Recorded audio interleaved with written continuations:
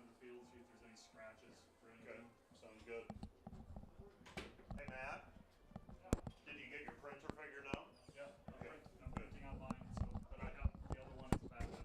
Sounds good.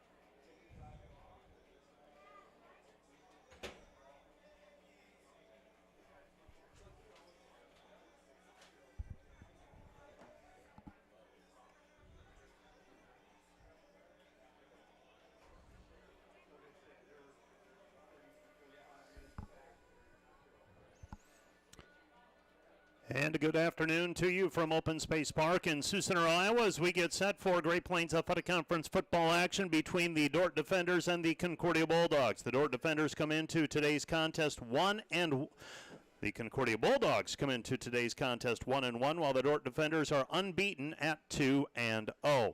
The Dordt Defenders coming off a pair of 49-point outbursts by their offense, while the Concordia Bulldogs a solid first week performance against Northwestern, and then stumbled a bit but found a way to win despite a huge disparity in terms of time of possession last week at Jamestown. We'll be visiting with Coach Patrick Daberco in just a little bit, and he'll fill us in on how his team was able to pull off that victory in spite of several turnovers and a very slow start up in Jamestown. We'll also visit with Coach Joel Penner before our pregame show has concluded, and we'll check in with Kyle Achterhoff about his thoughts for the contest as we roll into our pregame show. Let's take a 2-minute break. We'll be back visiting with Coach Patrick Daberco, the head coach of the Concordia Bulldogs, right after this 2-minute timeout. Welcome to the American State Bank Sports Complex. Let me show you around. So right now we're in the spacious head house of the complex. On my left here we have the concession stand, and then on my right here we have a seating area, whether that's for students, spectators, or fans to come and enjoy before and in between games. This is the moment you've been waiting for. Welcome to the Dome. In the Dome, we have the space available for 2 full-size softball fields. However, this space is also utilized by the football, baseball, and soccer teams, as well as for other various athletic events. So the Dome has impacted the softball team in a variety of ways.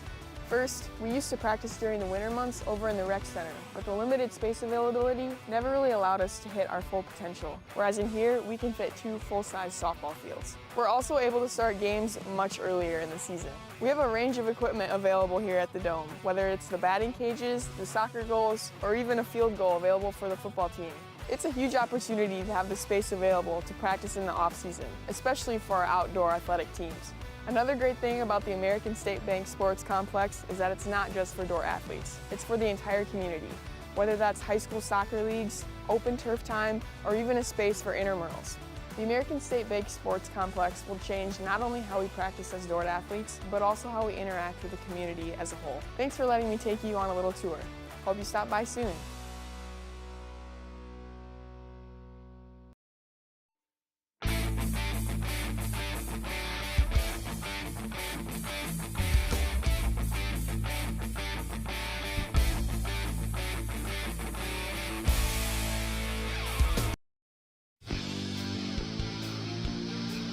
Today's Dordt Media Network livestream broadcast is produced by the students of Dordt University. Thanks for watching.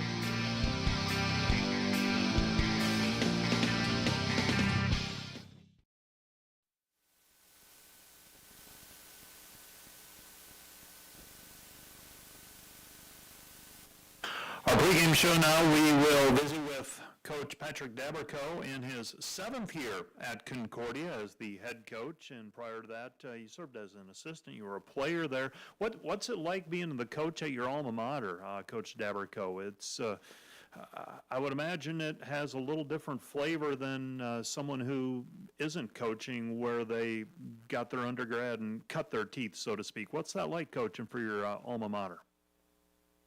That's a huge blessing. It's pretty awesome to be able to, I have a unique story in the college coaching world. It kind of turns into a carousel sometimes. And so I have a pretty unique story in that I've been at the same, I'm 38 and I've been at a place for 2 decades. So I'm very loyal to the soil, and I'm excited about what we're doing here, excited about the mission of the department and the university and the way things are going. So Seward's a great place to live and raise a family, and so Emily and I are just blessed to be a part of it. What's your 7 years, as you look back, what do you wish you had known that first year that you know now? Oh, gosh. Well, that's a good question. There's a ton of mistakes that you make, and you hope you learn from them. You hope not to repeat them. I've made my fair share, and so to be able to learn from those and move forward. I've made quite a few mistakes at Open Space Park in Sioux Center, Iowa, and so we're just trying to avoid those. Well, you are off to a 1-1 start. You opened at home with Northwestern, battled them into the second half, had a 1-score game. They snuck one out on you, 48-35. Then it's the road trip up to Jamestown last weekend, and were you running in quicksand or stuck in sand and mud for a little bit to begin? It looks like it. We kept Kyle Achterhoff and I just kept our eye on that score, and we kept looking at each other. What was it that was a slow start for you, or was Jamestown up to the task? What was it last week, Coach? I think it was a combination of those things. Jamestown is a better football team than the record would indicate. And then it was just a really bizarre game. We had 15 plays total in the first half. I don't think that's happened in any game I've ever been a part of in all the years that I've been around football. And so to be able to have a negative turnover differential and to have a 43-17 disadvantage on time of possession and get out with a win, we feel fortunate to have a W after that. We certainly made some mistakes in that game. Jamestown made some good plays, but anytime you can get a road win in the GPAC, you'll take it. And so we're learning from the film on that one, and we anticipate that we won't repeat those same mistakes. Tell me about this year's team. I'm looking at the numbers, and through 2 games, it's a pretty small sample size, 20% of the season, but you're throwing it a little bit, about 300 yards per game on offense. And what is that a product of the personnel? Is that what you want to do in a coaching philosophy? I know at the NAI level, sometimes you've just simply got to coach the players that you're able to recruit. Is this what you want to do offensively, or is it a product of who you have?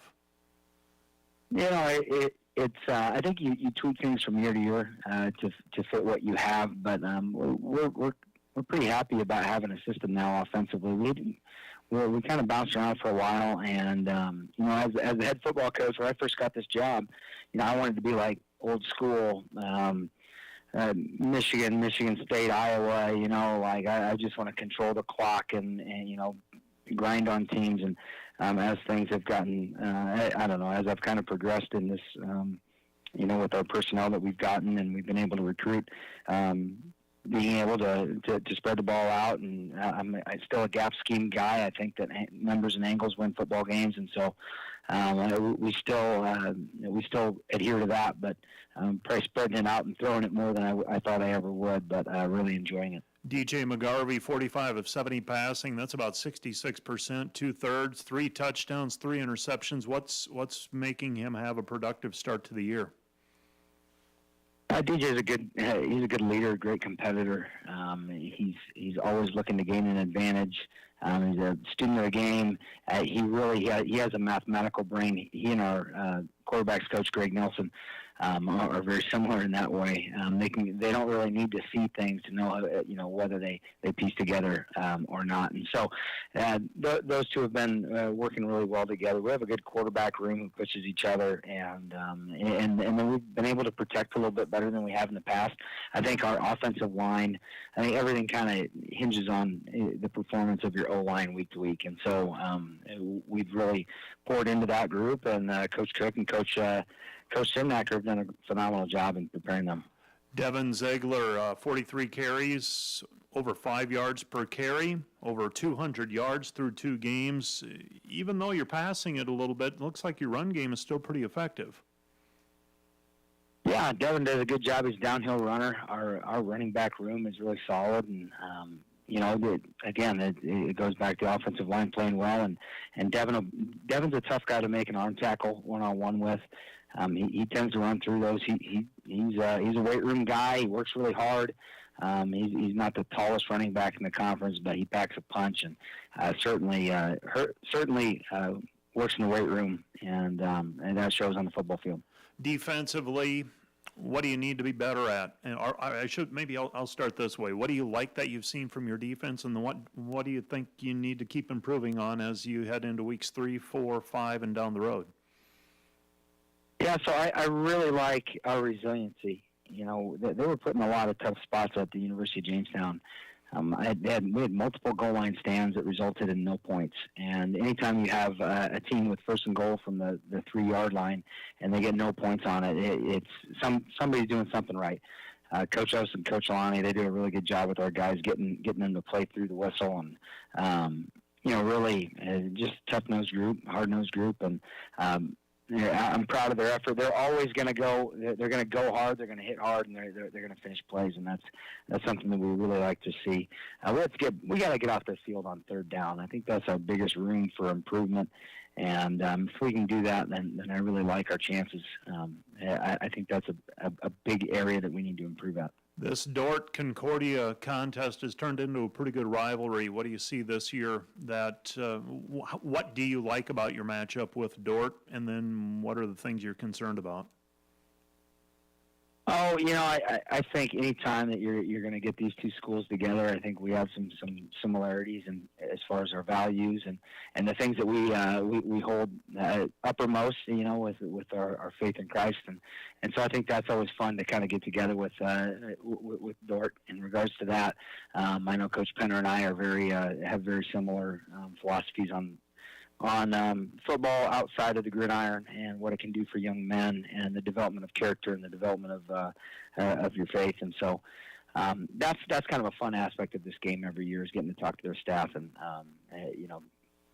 see them. And Dordt is always going to play really hard. They're going to play through the whistle, and that presents challenges.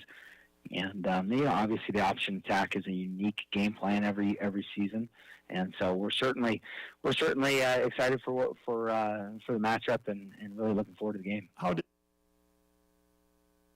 That is Coach Patrick Daberco of the Concordia Bulldogs. We'll be back with more on our pregame show right after this 2-minute timeout.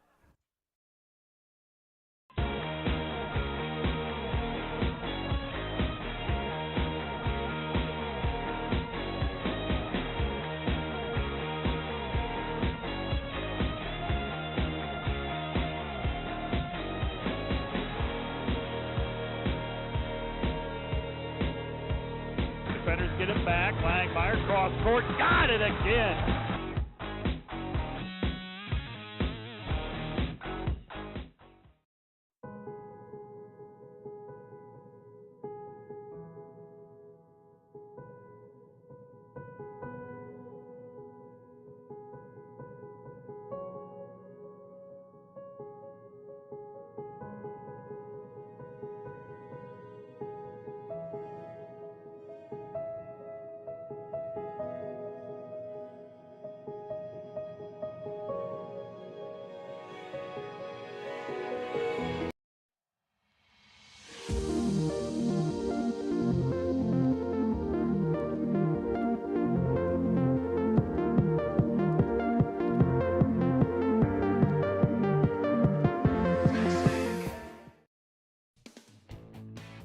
County Radio and the Dordt Media Network are excited to announce that every Sioux Center home football game will be brought to you over Dordt Media Network's multiple camera system. Throwing and making a catch. It's a touchdown.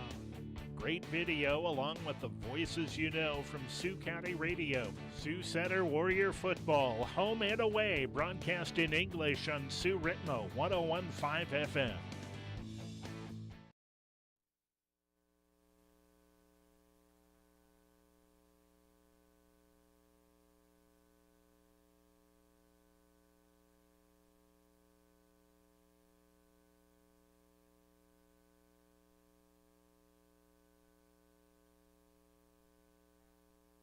Dordt Defender head football coach Joel Penner joins me, and it is Friday when we record this interview. And Coach, I had a player in earlier this week, an offensive lineman. I said, when do you start to feel normal again after a game? I'm going to ask you the same thing. When during the season, I'm sure there's the adrenaline of game day, there's the come down of Sunday, the rest, and then Monday and Tuesday.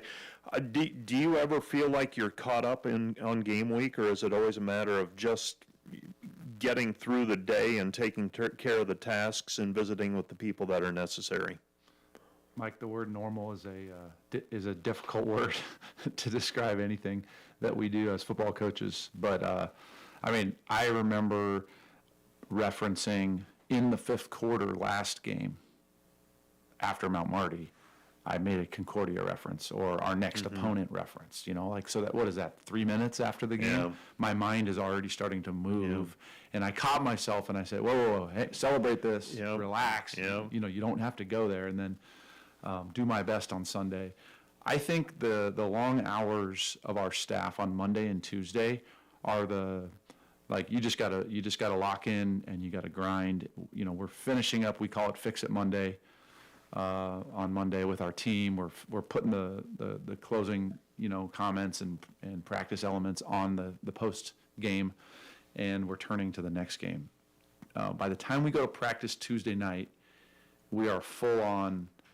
Let's now implement our plan. Wednesday is our peak practice day when I think we're really asking the most of our guys from a physical and mental, and then we start to back down on Thursday, Friday. I think, to answer your question, sometime around Thursday at 10 o'clock in the morning, I'm starting to feel like, okay, I think this one's ready to go. Now it's just, what else do I need to do? Recruiting, fundraising, whatever, the other things that we do. And so I don't really see my family until Wednesday night. Every week. That's the first night of the week when I see my family. Sounds so you prepare this week for Concordia. You said last week in the fifth quarter, the meeting down on the field after the Mount Marty win, you already referenced Concordia. What about Concordia are you thinking about? What do the Concordia Bulldogs present on this Saturday afternoon? Yeah, I think our season has been a gradual step of increase in opponent strength. From week 1 to 2 and now to 3. And I think this is a significant step up in opponent just ability and who they are, their history, and how our matchups tend to go. I think I've always said I think their mascot, the Bulldogs, is the perfect mascot because I think they play like Bulldogs. They're very physical.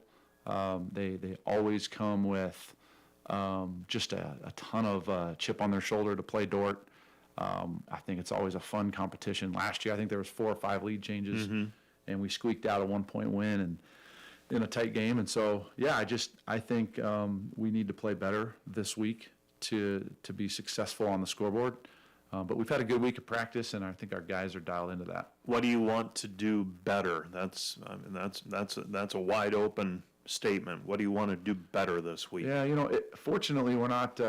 I'm a Vikings fan, and I don't even know where you start with that one. We're not in that spot. Like, it's a little here and a little there. It's a position group that maybe isn't fitting things quite right, or eyes aren't just right. It's not like we have mass turnovers on offense. It's not like we're not protecting the quarterback. So if you go down that trail, there's just a lot of little things. Nothing glaring or significant. I really think we're playing well, but we're also going to be tested in a new way.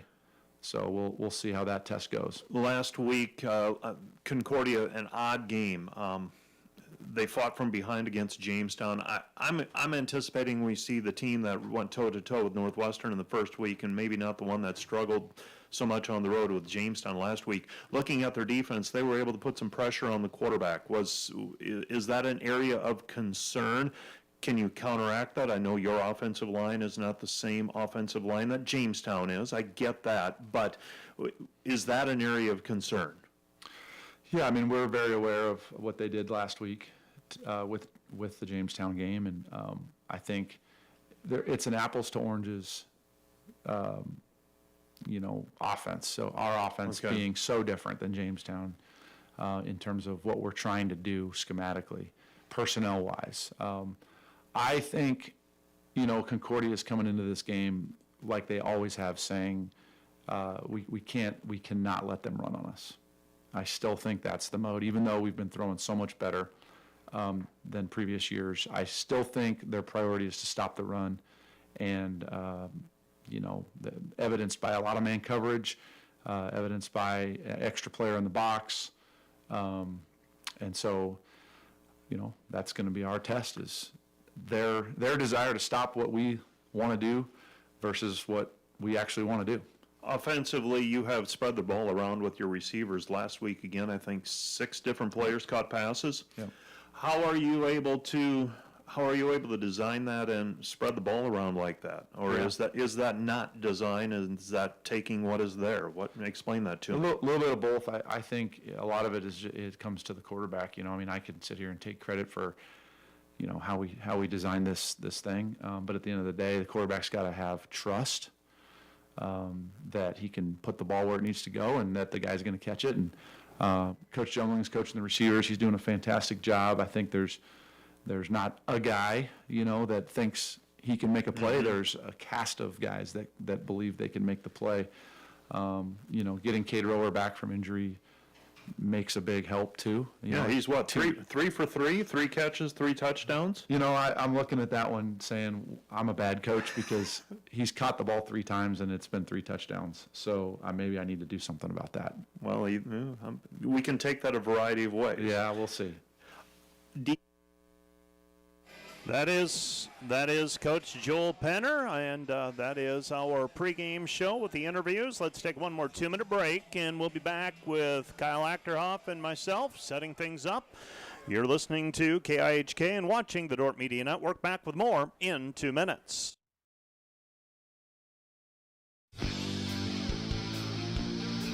Today's Dordt Media Network livestream broadcast is produced by the students of Dordt University.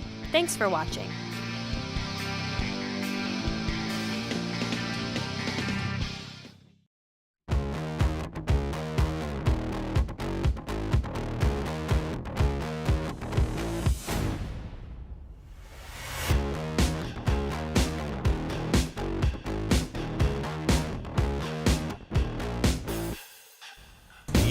Watching the Dordt Media Network, a broadcast production produced by the students of Dordt University.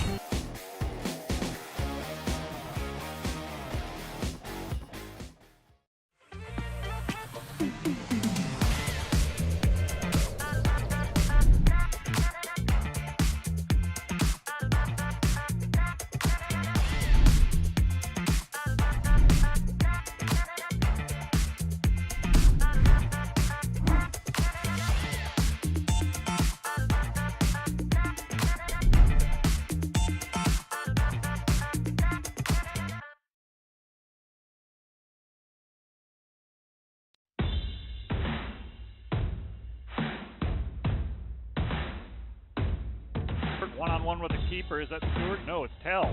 Karina Tell. Here comes Dordt. One-on-one with the keeper, and a shot is made and a goal scored. Now she'll cross it in. For the goal, and beautiful header. Who was it?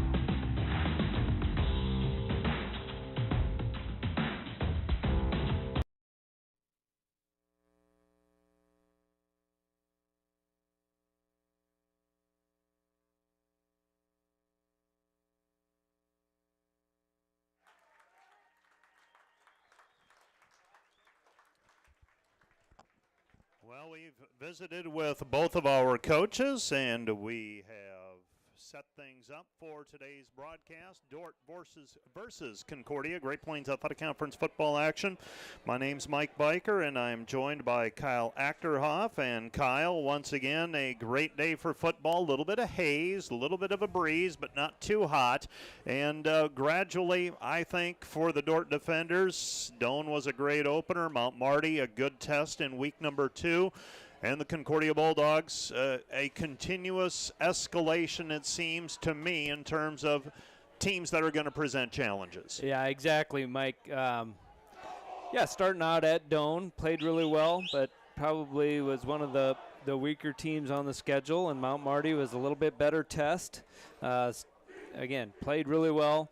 And now you're like you said, this is another level of competition. This is a Concordia team that, yeah, they actually went toe-to-toe with Northwestern for much of the ball game. Lost by a couple scores there. It struggled at Jamestown, but I don't think that was a great reflection of the quality of this ball club.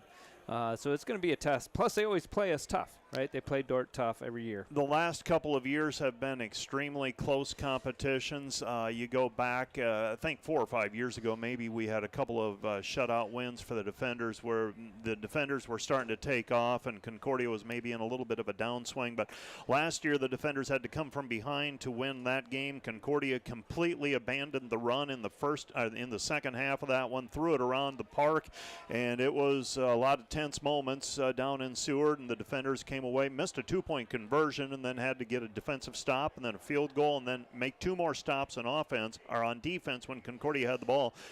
We anticipate a similar type game plan where they probably, even though they have run the ball well up to this point, I don't know that they're going to take that approach here this afternoon. No, especially like you mentioned, the way last year went, I kind of expect this Concordia team to come out throwing the ball around the field and trying to get that. You know, I was just thinking about this matchup. Interesting. I talked a little bit with the former Concordia coach, the legend, longtime guy, Courtney Meyer, before the game, and 2 sentences into the conversation, he was bringing up Dordt's first conference win was against who? Concordia. So it's become a rivalry that, in all honesty, they kind of circle on the schedule because of maybe that first time around. Well, and I think that's a big part of it, and I also believe that these are 2 schools that are pretty similar in terms of size, approach to athletics, approach to everything, and they were far enough apart that we don't. I don't want to use the word despise, but you just don't grate on each other that much. But we play each other enough, and there have been enough close contests over the years in a variety of sports where, this has developed into a great rivalry. Yeah, exactly. Just, philosophically, probably 2 of the schools in the GPAC Athletic Conference that are most alike. That creates a different sense, right, of that competition between the 2 squads. It's funny you brought that up about Coach Meyer because he did the same thing to me about 3 or 5 years ago when they were down here. And I said, I remember that day very well, Courtney. And he said, I remember it very well, too. And it was shortly thereafter he transitioned into a different role. He was a longtime head football coach at Concordia. And Patrick Daberco has been the head coach now for 7 years for the Concordia Bulldogs. We are set to kick it off. Concordia won the opening toss. They will defer to the second half. Dordt will be receiving the football. They will have the wind in their face to begin the contest. And we are just about set for football, and we are underway. It's going to be taken by McCullough at the goal line. He's out to the 5, to the 10, to the 15, to the 20. And Thomas McCullough out to the 24-yard line. And we've got a flag on the play as well at the 32-yard line. And so we will sort that out as the Dordt offense comes onto the field. 1st and 10 for the defenders. Remains to be seen where the line of scrimmage is. Colson Cruz will be the quarterback for the defenders to start. Ty Clemens, as we mentioned last week, a little bit banged up, and he did not play last week, and this is going to be a penalty against the Dordt defenders. And this one's going to march the defenders back inside their own 20 to about the 19-yard line, and that is where Dordt will set up shop. Never did get the indication from the official what the penalty was, unless I missed it, Kyle. Yeah, it was a holding. That's what I assumed. It was a very late call, so I'm not sure what. And now they're getting back together to discuss either. Yeah, the flag was at the 32 initially. Now they've kicked the flag over to the 29, and it appears that's where they want. Well, if it's at the. Okay. That's going to. Is that a personal foul penalty? Because from where the flag is, that's at about the 30. First and 10 for the defenders at their own 15-yard line. We didn't get a whole lot of help from our officiating crew that time. Colson Cruz will be the quarterback, sends a man in motion. That is Bolden. Cruz will keep it himself. Cruz running off right tackle and bounces out to about the 19-yard line, sets up second down and 6, a 4-yard pickup on the play for Colson Cruz. Yeah, and in this Concordia defensive unit, they're very strong up front. They have good size in the defensive line. I think their best defensive lineman sat out last week. Devon Polly. So that may have been a little bit of a factor last weekend at Jamestown. Cruz out to the perimeter, gets it to Connor Knopf, and Knopf the completion out to the 30-yard line, and that's a first down for the defenders on the completion to the Edgerton, Wisconsin native. Knopf enters 5.1 yards per catch, and that time gains a little bit more than that, about 11 yards actually on the grab. It's first and 10 for the defenders. First and 10 for the defenders. Bolden in motion. The running back with Cruz in the backfield is Brendan Piper. He's behind him. Stationed to the left, lining up almost at a wing back, is Nick Wellen. Dordt in their charcoal black jerseys, white numbers. And the handoff to Piper. Piper, the ball carrier, and Piper's second effort picks up maybe 3 yards on the play, left side of the line. That'll bring up second down and 7. Second and 7 for the defenders, and that's really about, Dordt wants about 3 to 6 yards on that play, 4 to 6 yards, and then that possibly opens up the playbook a little bit for them. Yeah, exactly. You just don't want to go backwards or get stopped at the line of scrimmage on first down. Get yourself in a favorable situation, and yeah, anything second and 7 or shorter would be a win. Colson Cruz play action, throw over the middle, pass is underthrown and incomplete, intended for Caden Harkin. Harkin had the man beat. He had a step on Carson Core and actually had to slow up, and that allowed Core to come in and break up the play. That'll set up third down and 7. Right play call, just missed on the execution. Yeah, and Core had a chance really at the interception there, so really fortunate to be in a third down situation instead of turning the ball over there. Third down and 7 at their own 33-yard line. Cruz has 2 receivers set to the left, 1 to the right. Sends a man in motion. That's Knopf. Back to pass is Cruz. Cruz pump fake. He's going to run, and he is tripped up at the 36-yard line. Falls forward to about the 37. That's going to set up fourth down and 3, and the defenders are going to send the punt team onto the field. So the punt team, Blade Coons, will be punting. So the Concordia Bulldog defense and Coach Patrick Daberco talked in the pregame show about getting the defense off the field. And they do that time. They limit Dordt to 1 first down. Now let's see if the defenders can flip the field position battle. Braxton Borer is back deep for the Concordia Bulldogs. Kuntz with the line drive kick takes a bounce at the 45-yard line, and it's picked up by the defenders. And will they whistle it dead? They will. The Concordia player very close to touching the football, and the defenders pick it up, and that's when the whistle occurs, and the Dordt defenders will send the defense out onto the field. Concordia will have it first down and 10 at their own 38-yard line. Dangerous play that time by the Concordia return team. Yeah, and the guy that almost, if he didn't touch the ball, but almost touched the ball there, was just, standing around near the ball, and the Dordt cover team gave him a push. It is a contact sport, so that's allowed. And, yeah, nearly a turnover for Concordia.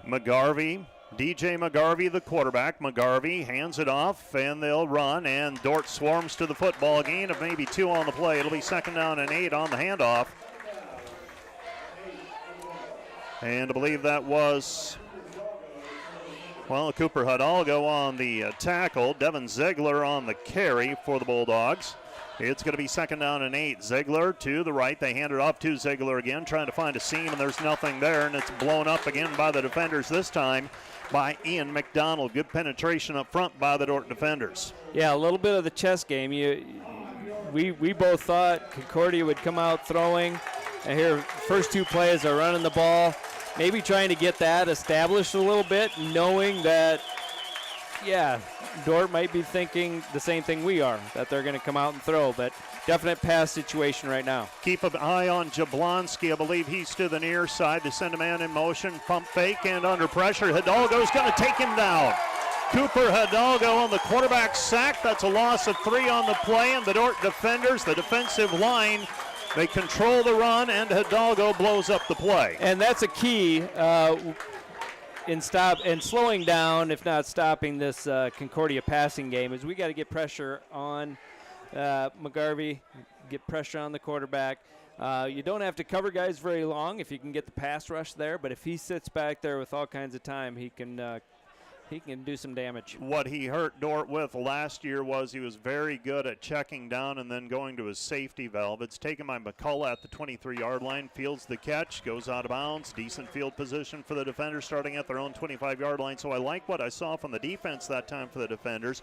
Now let's see if the offense can, well, they did some nice things on their first possession. Now let's see, as the chess game, as you call it, begins, or we start to really get into it. Now what does the Dordt offense do in response to what they saw the Concordia Bulldogs doing defensively on that first series? Right, and Dordt had some good mixture of run and pass in the first series, so we'll see if that continues. Colson Cruz hands it off, and that one's blown up the middle. Brendan Piper nowhere to go, and the tackle made by Kyle Stirrup.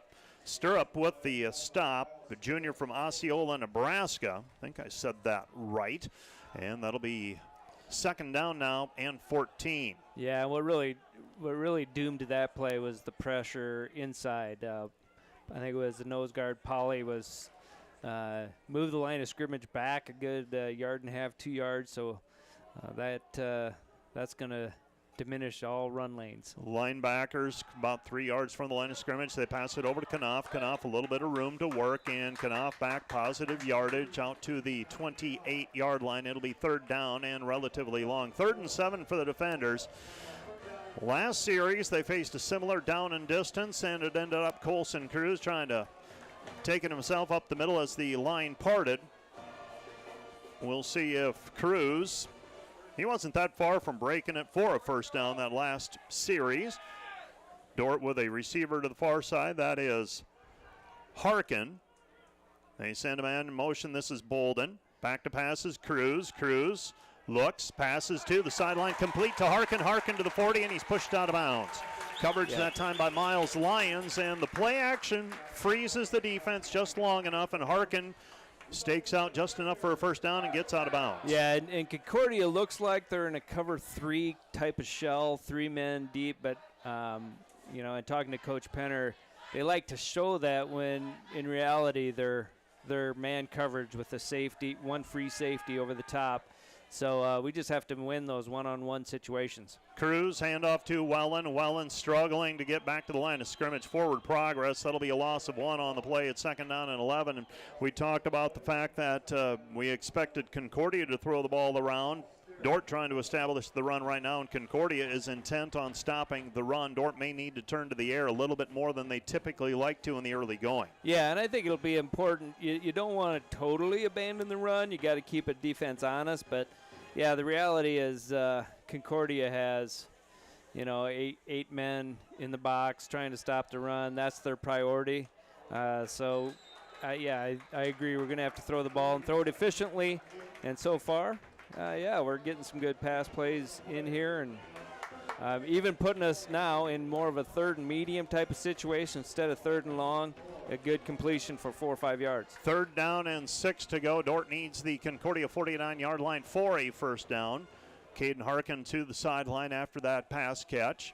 Colson Cruz Turns, fakes the handoff. He's going to roll right. Throw on the run. Passes tipped into the air. Incomplete, intended for Eli Bolden. Just overshot Eli Bolden at the Concordia 42-yard line. And the battle for field position will continue. Blade Kuntz onto the field after the incomplete pass stalls the drive at the Dordt 45-yard line. Yeah, and looked like Bolden wishes he had that one back. That's a very catchable ball. Looked like he mistimed his jump a little bit. And then it was just off his fingertips for an incomplete pass. The Concordia Bulldogs, their punt returner. They've had to shake things up just a little bit as well because Adam Van Cleve is not in uniform, or he's not playing today. Punt inside the 20, down to the 15, and it'll roll dead inside the 10. That's the third time this season that Blake Kuntz has punted, and the ball ends up inside the 20-yard line. He's averaging 44.3 yards per punt. Sometimes it's not about the distance, but it's about pinning the team deep. He punts that one 55 yards. It ends up in the end zone. Instead, he's right around his average. Man, it's at the 10. Exactly. Kind of a low line drive kick, which you kind of need going into the wind, and got a nice little roll off out of the punt. DJ McGarvey, the quarterback. He's from Valparaiso, Nebraska. Hands it off, and upended is Mark App. App out to the 15-yard line. A gain of 3 on the play. It's going to be 2nd down and 7. So Mark App, he's from McCook Lake, Nebraska. He gets the call here on the second series. Dordt playing games up front with their defensive line. Drew Dahm lining up to the left. Sam Andrews and Jessup Leakey are your defensive tackles.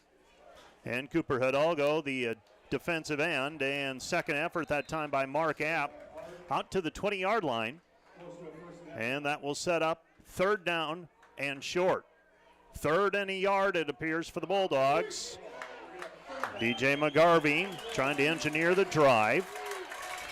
6:50 and counting. First quarter, we are scoreless. We have movement along the line of scrimmage. Sam Andrews makes contact with the offensive lineman. And Concordia believes this is against the Dordt defenders. Let's wait and see what the officials saw. And it appears that this will be a 5-yard penalty against the defenders. So first down for the Bulldogs without having to snap the football. That's their first down of the contest. 6:48 left to play. Here in the first quarter, we're scoreless, Dordt and Concordia. So not much happening up to this point offensively. There's your first mistake where the defenders allow a first down on the play. McGarvey turns, hands, gives to App. App tackled by McDonald. Ian McDonald on the tackle, the junior from Edmond, Oklahoma. That'll set up 2nd down and long. 2nd down and long. Yeah, you wonder how much not having one of their top receivers, Van Cleve, available today is affecting maybe some play calling here early. Pass completed out to the 30-yard line. Short of the first down marker, though. That's going to set up, well, they're going to give a generous spot on the play. They say he ducked up the sideline out to near the 33-yard line. That's going to set up 3rd down and 2. So I had thought it was closer to the 35, or pardon me, to the 30. Instead, it's the 33-yard line. It'll be 3rd down and 2. Mark Arp has been in the backfield. They'll send him out to the far sideline now to the numbers on the right in front of the Concordia bench. Pass is incomplete. Grant Hickson sees the pass coming, intended for Carson Arline, and that'll set up 4th down, and the Dordt defense gets off of the field, forcing a punt by the Bulldogs. Yeah, really good defensive play there. Timed up the hit on the receiver, knocked the ball away. Big 3rd down stop right there to force Concordia to punt the ball. So the Concordia Bulldogs unable to sustain the drive, and the Dordt defenders will send Thomas McCullough onto the field. Thomas at his own 28-yard line. Scoreless, Concordia and Dordt. 5:45 left to play here in the first quarter. Shank punt, and this one's going to go out of bounds near midfield, and there's the battle for field position. Concordia, when I looked at their 2 deeps, the kicker and the punter, both freshmen. So they're learning on the job, and you do it during high school. I understand that. You come in, you're talented, but there is a difference when it comes to Saturday afternoons. Yeah, absolutely, it's different. And, anticipating some pressure with the rush and maybe hurried that a little bit. With punters, it's so much the drop, right? Okay. And Yeah, even a little wind can kind of throw a guy off a little bit, and he barely hit the ball there, and ends up being great field position for the defenders. Dordt's got it at the Concordia 48-yard line. Let's see if the defenders are able to take advantage of fantastic field position. 4 down linemen for the Concordia Bulldogs. Colson Cruz turns, fakes the handoff on the dive. He's going to run it on the right side. Colson Cruz out near the 40-yard line, picks up 7 or 8 on the play. It's going to set up 2nd down and 2. And I love the way he runs, but I always hold my breath waiting to see him pop up. Well, yeah, he's very much like a running back and a quarterback body, and at that position he runs the ball extremely well. You know, the first couple series, there was a lot of handing the ball off, a lot of give reads, kind of forcing Concordia to drop down to that, and that play he was able to pull it and get some nice yardage. 2nd down and 2 by himself in the backfield. Cruz is going to be brought down. Penetrating is Isaiah Connor, and Connor a loss on the play of a couple of yards, and Connor blows that play up. He's a junior from Las Vegas, Nevada, and the defenders now facing 3rd down and 6. 3rd and 6, a loss of 3 on the play. Yeah, when you have a big first down play and you get yourself in that 2nd and short, you can do so many different things. The one thing you don't want to do is go backwards, and now we're in a 3rd and still very manageable 3rd and 5, but not like 3rd and 2. Matt Lawson over the football. Motioning out of the backfield is Piper. Back to pass is Cruz. Cruz completed to Knopf. Knopf to the 40-yard line. He's going to be short of the 1st down. In all likelihood, 4-down territory for the defenders here. Into the wind. And they're facing 4th down and 2. And they're going to send the punt team onto the field. Yeah, that's a tough spot. You know, it's very much been a game of field position, and Dordt started off with great field position, wasn't able to do much with it. But yeah, you don't necessarily want to have the field flip on you by not converting a 4th down. So punt team is on the field. Blade Coons will try to drop it inside the 20 again. Fields that one out of the turf. Spiraling kick, and it's going to be near the end zone. Takes a Dordt bounce to the 5-yard line. Yep. Those are the times where the coach looks like a genius, and Coons drops it on the nose right at the goal line, spins back to about the 5, and it'll be 1st down and 10 for the Bulldogs at their own 5-yard line. Yeah, that worked out really, really well for the defenders. But, you know, even if that ball goes into the end zone, that's a 20-yard difference. Yep. If you don't convert a 4th down. And I know everybody's thinking, well, yeah, but if you. But yeah, that's a big if, and going for it, especially on a team that's really done a good job against the run so far. This is a good decision. Scoreless, 3:40 left to go in the first quarter. A fast-moving first quarter. The handoff to Ziegler. Ziegler to the 10, and Grant Hickson comes up to make the stop. That's going to be a gain of 6 on the play. It's going to be 2nd down and 3. Well, 2nd and 4. Now they move the stick just a little bit. 2nd and 3, so a gain of 7 on the play. On the handoff to Devin Ziegler. So Ziegler having a little bit of success on that run. 3:15 and counting. First quarter scoreless. DJ McGarvey sends a man in motion. Right to left, that's Russell. Back to pass is McGarvey. Pump fake, takes a shot over the top, and it is picked off. Intercepted by the defenders. Making the play is Abe Stace. Abe Stace, the safety, read the play, and the Concordia Bulldogs turn it over on the interception. You may have seen the same thing I did on the pass coverage. Yeah, it's a tough call for an official, but I know the Concordia quarterback McGarvey's looking for a pass interference or a hold. But you know what? The receiver did a double move, and who ran into who? Yeah. And you know, defensive coordinator saying, "Oh, the receiver ran into our DB," so that held him up a little bit. But safety was able to get over and make the interception. Great field position for the defenders here, and sometimes as offensive coaches, you don't get the call that you were looking for. Well, and that turns into a long conversation about where the rules are in terms of offense and defense. Now Colson Cruz hesitates, and he's brought down behind the line of scrimmage. Making the tackle is Kyle Stirrup. Stirrup has been in the backfield a couple of different times, and Dordt challenge right now to get the running game going. 2nd down and 12. Yeah, and that time he came from the backside. Really, it was a designed quarterback run where kind of a quarterback counter, and we're trying to run the ball to our left and to get Cruz to the outside on the left, and the backside defender made the play. Colson Cruz is going to run option, pitches over to Piper. Piper to the edge. He's to the 20, to the 15, and upended, to the 30, to the 25, and upended at the 23-yard line. And that's one of the first times we've seen Dordt go to that true option pitch. Yep, and getting it outside where you have a little bit of a numbers advantage. Really good job of reaching the inside defenders so that they couldn't pursue real well.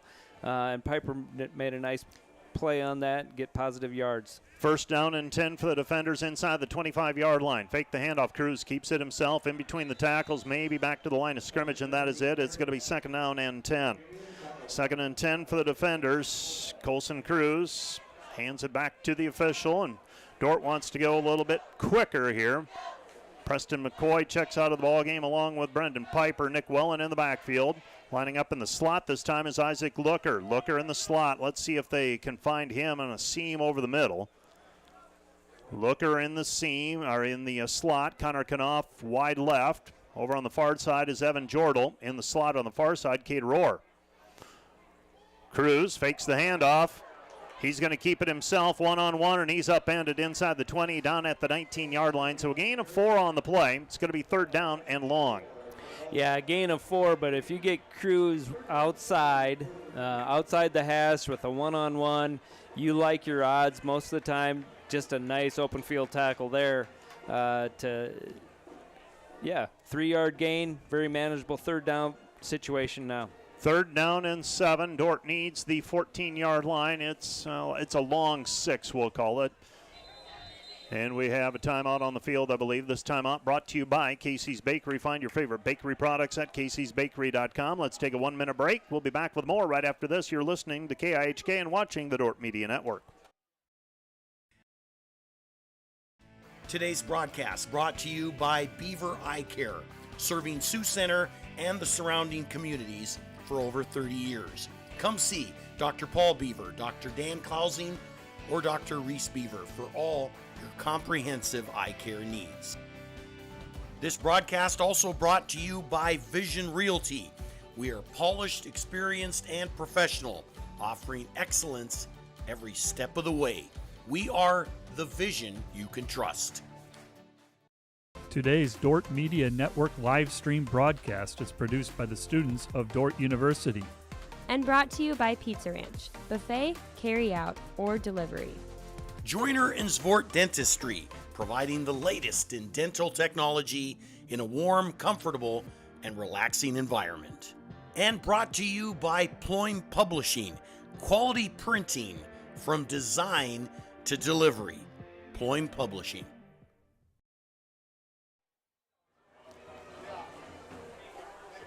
Under a minute to go in the first quarter. We're scoreless. Dordt and Concordia. Great Plains Athletic Conference football action.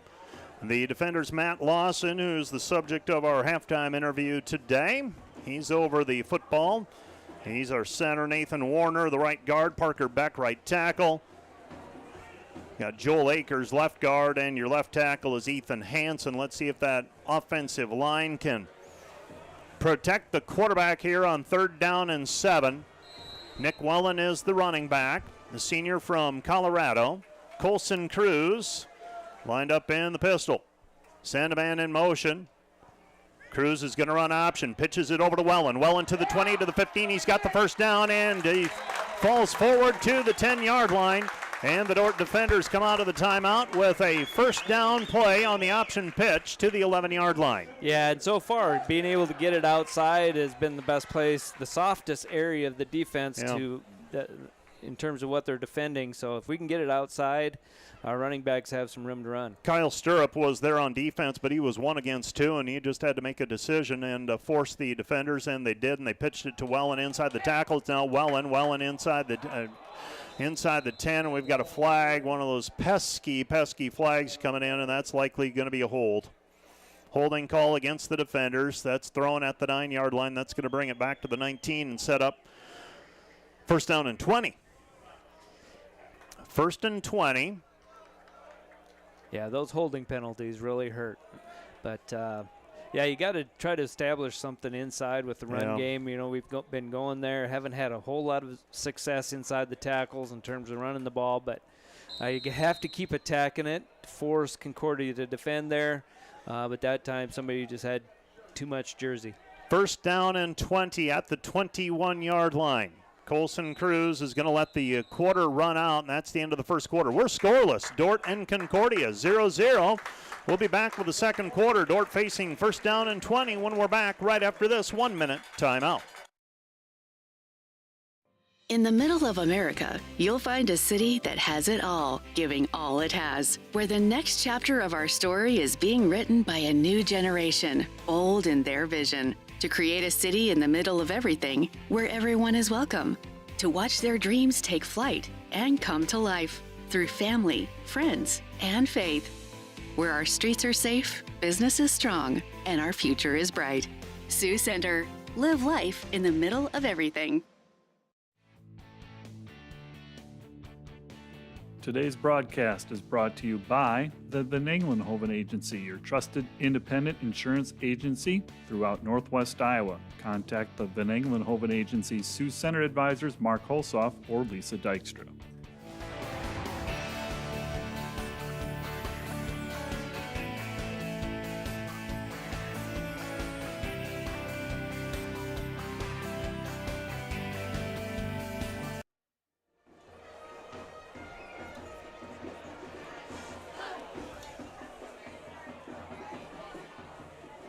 First down and 20 for the defenders at the 21-yard line.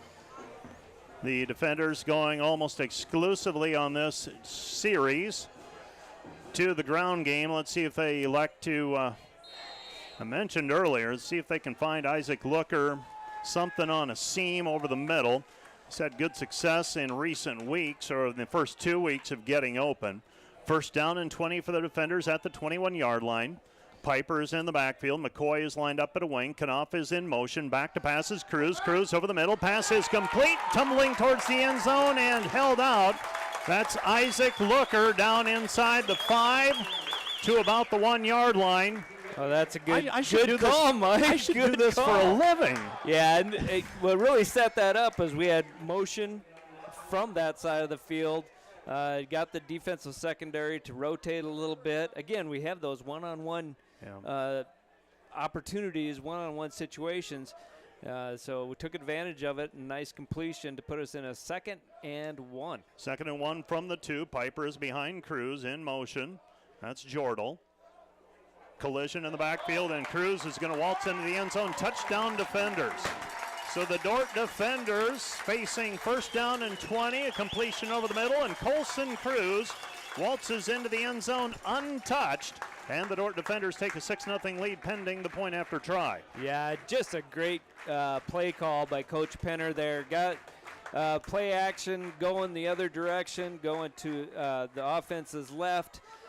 Cruz just pulled the ball, rotated out, and booted out, and nobody left to defend him as he walked into the end zone. Stephen Linen will kick out of the hole to Blade Kuhn. Stephen is 7 of 7 this year, freshman from Harlan, Iowa. Snap is down, kick is up, and the kick is good. Plenty of leg on that one, man. The Dordt defenders lead 7-0 with our kickoff on the way. You're listening to KIHK and watching the Dordt Media Network. Back with more Dordt football in 1 minute.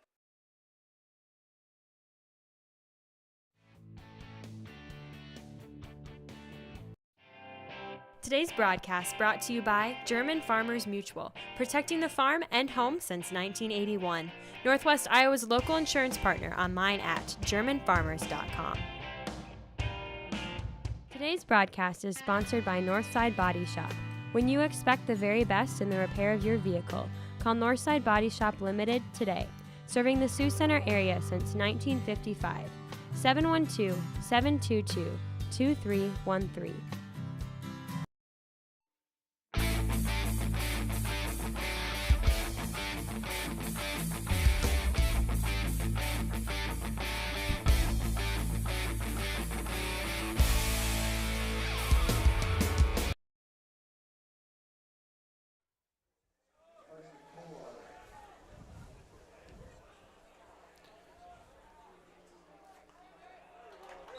Stephen Leinen with the wind at his back, drops that one into the end zone about 2 yards deep. It'll be first down and 10 for the Bulldogs at their own 25-yard line. So we have seen a lot of different looks from the defenders offensively. Very quickly, as a defensive coach, that's a lot of things to process in a short period of time. Well, and what's really fun about what Dordt is able to do right now offensively is they're given a lot of different formations, a lot of different looks, but quite often it's the same personnel on the field, and you can do that when you have a couple big wide receivers that can kind of slide inside. Makes it really hard for a defense to plan and scheme and know what's coming. Sam Andrews on the stop. Pride and Joy of Huxley, Iowa, makes the tackle on the give to Ziegler. Short gain on the play. It'll be second down and 8. Concordia starting from their own 25-yard line this time.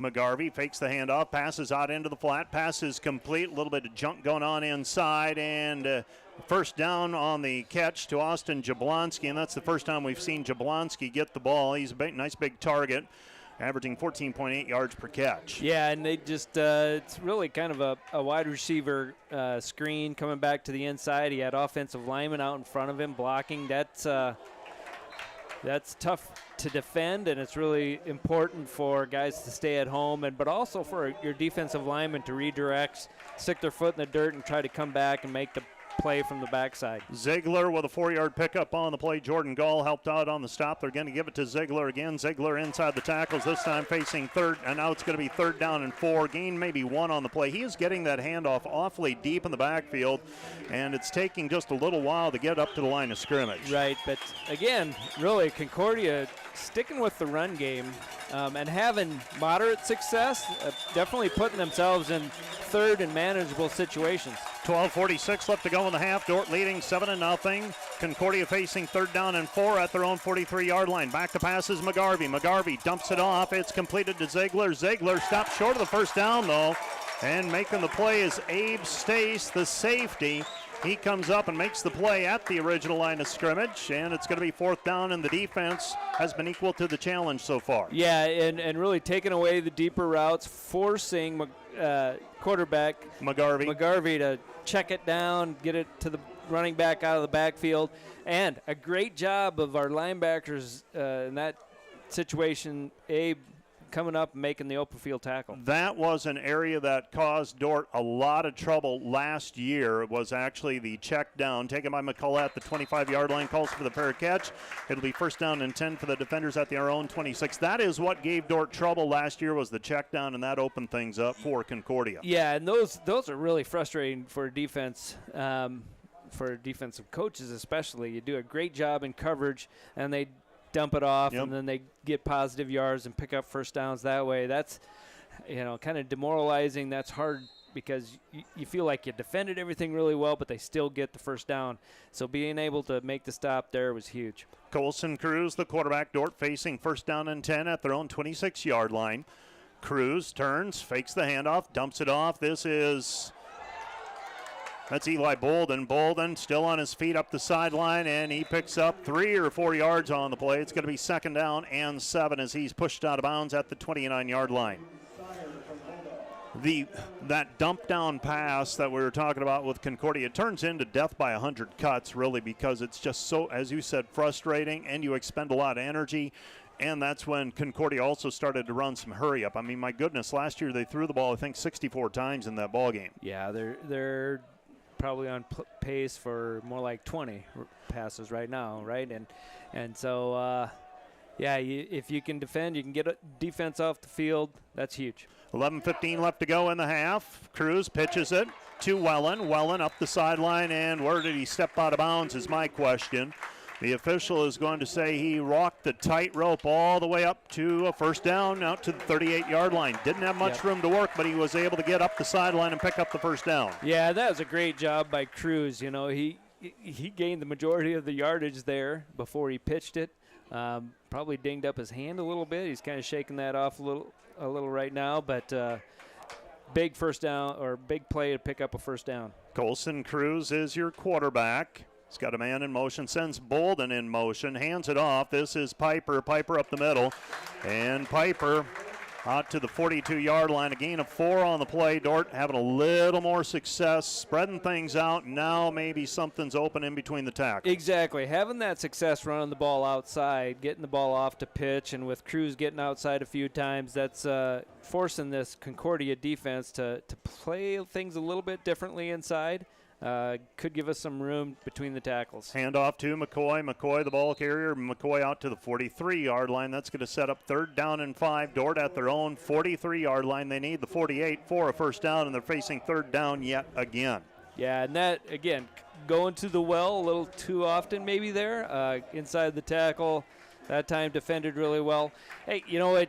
You look at this Concordia defense, and that's their strength, right? The interior defensive line. So, yeah, you want to keep them honest. You want to keep running there, but success probably isn't going to be something you see a lot of. Pass is complete. Pass is complete. They rule the Cade Rohr. Rohr comes back to make the catch over in the front of the Dordt bench area, and it's going to be a first down. Was that finally a catch by Rohr without it being a touchdown? Well, he's kind of the touchdown maker, but, yeah, that was a big play. Nice diving catch to, convert a 3rd down. I don't like Colson Cruz continuing to flex that right hand a little bit. Don't know that one came out of the hand the way he wanted it to. They're going to drop him back to pass. Looking, throws, it's underthrown, and, wow, almost the circus catch by Rohr. Well, I think even Rohr thought this was underthrown. He kind of let up, but I think if he'd have run through the catch there, he'd be walking in the end zone right now because the receivers – the DBs definitely, and I thought it was underthrown. Again, having a little bit of wind at your back, plus, that was a nice tight spiral, so probably. I feel a little better after that pass. Yeah, because that was a nice tight spiral, good throw. Almost a huge play for the defenders there. 2nd down and 10 at their own 48-yard line. Fake right end. He's got some room to run. Does he get a block? He does. He's to the 45, and we got a flag. Shucks. Yeah. Flag at the 46-yard line. Yeah. Yep, holding. And I'm guessing you probably didn't need that one. And by that I mean the play was probably passed. I'm not sure anybody who was involved in it at that point was going to be involved in the play. Maybe it was earlier and it just took a while to get the hanky out of the pocket. But as it is, that is going to set up 2nd down and 20, and that is going to change the complexion of this drive quite dramatically because Cruz did have a first down. Yeah, that, it looked like he made it to the edge, but probably was able to get to the edge because of a hold. Hard to tell. Maybe if we can get a replay at some point, but that was a big play right there. 2nd down and 20 for the defenders. Jordahl is in motion. Back to pass is Cruz. Cruz pass incomplete, intended for Isaac Looker. Would have gotten about 13 yards back. Instead, it falls incomplete. And now it's going to be 3rd down and long, and the clock stops with 8:32 left to play in the half. And I guess here's where you got to live to play another day. You don't want to do anything foolish, and maybe the battle for field position is a good thing right now. Right, and you do have the wind at your back, so you should be able to get a good punt off. You just don't want to turn the ball over here. Be smart with this play call. Like you said, live to play another series after the defense is on the field. 3rd down and 20. Dordt at their own 38-yard line. Cruz under pressure. Cruz is going to tuck it. He's going to run. He's in the open field. Makes one man miss. He's got a first down. He got the first down. Colson Cruz. That's the thing that you got when you have a mobile quarterback, right? Kind of play broke down. Didn't have somebody open in the secondary. And again, you get a good runner in the open field, and Concordia really should have made the play short of the first down, but he was able to split 2 defenders and get that extra 3 yards to pick it up. We'll wait until this next play, and then I want to expand on something that has gotten under my skin a little bit in terms of players and evaluations. McCoy up the sideline. Okay, here it is. He picks up 3 yards on the play. I get it, there are measurables. I get it that the speed matters and how fast people are. I get it. I understand all that, but there is still something about having athletes and people who just find a way to get things done somehow, some way. Yeah, and I think a lot of times it's just in the hips, just that ability to make somebody miss, not get a solid hit on you. Those are kind of things that Cruz does really well. 2nd down and 7, handoff to Piper. Piper up the middle, he's to the 25, lowers his shoulder, picks up another 3 yards, and that's a first down for the defenders down to the 21-yard line. Don't get me wrong, I like the really fast guys that run fast, Yeah. but if you've got somebody with a little bit of heart and combine that with a fair amount of talent, they just find ways to make it happen. Well, and yeah, when you look at Cruz, especially here, you got a state champion on the field playing quarterback, right? Cruz picks it up out of the turf, hands it off to Piper, and there's nothing there for Piper that time. He's going to be lost on the play, and that one's set up as the ball ends up in the turf, and the play gets blown up.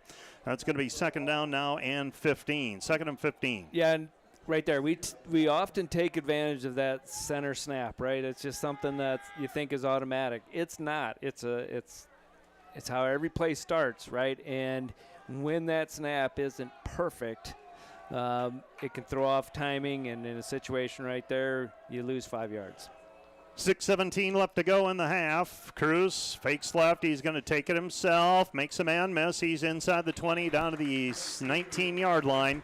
And it's back to a 3rd down now, and it looks like about 3rd and 8 for the defenders inside the Concordia 20-yard line. Yeah, quite often when you lose yardage on 1st down, especially when you lose 5 yards, the mentality is, all right, we got to make a big play here. Now, you only have to get half of it. Get half of it on 2nd down. Now you're in a situation where you can get the other half, right? Get the other 8 yards. Hopefully you're on 3rd down, but at the very least, you put your kicker in a better situation if you have to attempt a field goal. Cruz under pressure. He's going to be sacked. Cruz sacked back at the 30-yard line, and now the defenders, this would be a 47-yard field goal attempt by Stephen Leinen, and they're going to try it. They send I was waiting to see number 35 come out onto the field, and he does. Blade Coons. I saw Blade initially, and I thought, I don't think we're going to punt here, but so Blade will be holding. Stephen Leinen will be kicking straight on with the wind at his back. This will be a 47-yard field goal attempt, his first field goal attempt of the season. And the snap is down. Kick is up. Has the distance. Plenty of distance. Splits the uprights. Oh, I thought it split the uprights. They say no good. Well, even our ball boy behind the play they're wondering. I would like to, we can't see it from this angle, obviously, where that ball ended up, but I thought it was almost dead center, but it was above the goalpost, couldn't make out where it was, so I was a little premature on that call. And plenty of leg, though, for Leinen with the wind at his back. It's still 7-0, 4:34 left to go in the half. A fast-moving first half of football, and now Concordia trying to equalize here. DJ McGarvey sends a man in motion. McGarvey fakes the handoff to Arp. Pass is complete to Jablonski.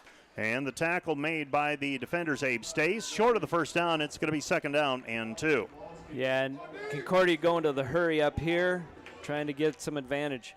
Concordia with the football, handoff to Arp. Arp the carry, and Arp first down out to the 42-yard line. So Concordia having some success on the ground here. 4:08 left to play in the first half. Dordt leading 7-0. Concordia with the football.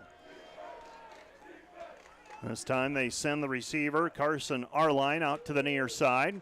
Man in motion is Jablonski. McGarvey turns, fakes. Pass over the middle is batted up into the air and caught. Caught at the 40-yard line. Falling forward is Arline inside the 35 down to the 34, and Concordia in Dordt territory now. First down and 10 at the 34-yard line with 3:39 left to play in the half. Dordt leading 7-0. Concordia's defense able to hold on their last possession, and this time Arp stopped. Ian McDonald in on the tackle for the defenders, one of the first players there, and I believe that was also Tyler Wieringa. It's going to be second down and long for the Bulldogs at the Dordt 33-yard line. Motion Arp out of the backfield. Pass over the middle is complete, and Wieringa makes the tackle. Short of the first down by about a yard. It's going to set up third down and 1. Well, last time they were in a short yardage situation like they're this, giving first quarterback. down. Oh, they did. I think they're thinking it's third and short. Yeah, I thought it was too, and then late the sticks move. So first down and 10 for the Bulldogs now at the Dordt 25-yard line. They need the 15 for a first down, 2:47 left to go in the half. Dordt leading 7-0, but Concordia with their best offensive drive up to this point. 3 receivers set to the right. Lone setback is Mark Arp. McGarvey turns, hands, gives to Arp. Arp the carry, and Arp trying to move the pile. And he picks up 4 on the play. It's going to be second down and 6. Second and 6. 2:17 remaining, first half. Concordia in Dordt territory, into the breeze. See if the Dordt defense can come up with a stop here. Jablonski, they had a man open. Jablonski was open in the flat. Instead, they went to Luke Lang, and Lang was open but overshot by DJ McGarvey. That sets up third down and 6. Third and 6 with 2:05 left to play in the half. So McGarvey, 6 of 9 passing right now. Dordt had an interception earlier, did not make anything happen out of that. So third down. And McGarvey fakes the handoff. He's going to look right. They've got numbers on the right. Pass is complete near the first down marker. All depends on the spot and where they feel that he had forward progress, and they're going to give him forward progress for a first down. Yeah, and see, I forward progress, he's coming back for the ball as he catches it. He loses forward progress himself. I guess I'd question that spot a little bit, but yeah, first down for Concordia here. Looks like there might be. I'm guessing the clock didn't stop when the sticks moved. Okay. So they'll give the reset to 1:55 left to go in the half. Remember, that happens once the clock, once you get inside the last 2 minutes of the half in the game. First down, the clock stops as they reset the sticks. They hand it off to Arp. Arp, the ball carrier, bounces to the outside, and he's upended at the line of scrimmage. Tackle made by Chip Casey. It'll be second down, and we've got a timeout on the field. Timeout on the field. This timeout brought to you by Casey's Bakery. Find your favorite bakery products at caseysbakery.com. Dordt will utilize the timeout. Back with more after this 1-minute timeout.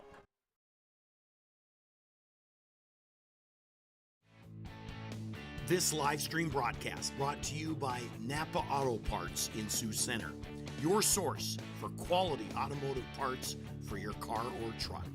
Let them use their knowledge to help you find the right vehicle battery, brakes, filters, headlights, wipers, and other parts needed to get your job done.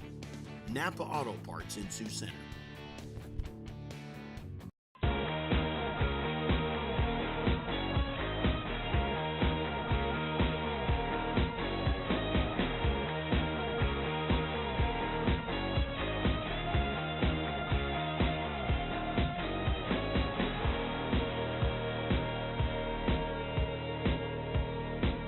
Get it back. Langmeyer cross court. Got it again.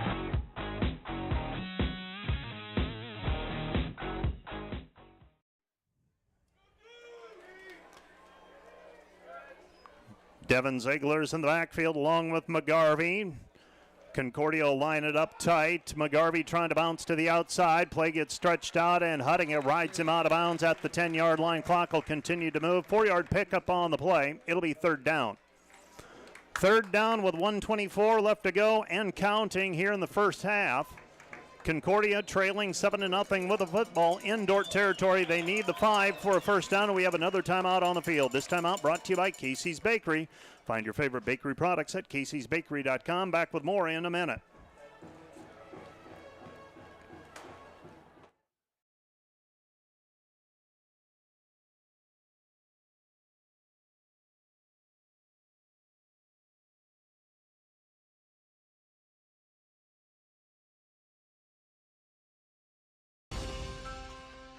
We understand how complex the financial landscape can be to navigate.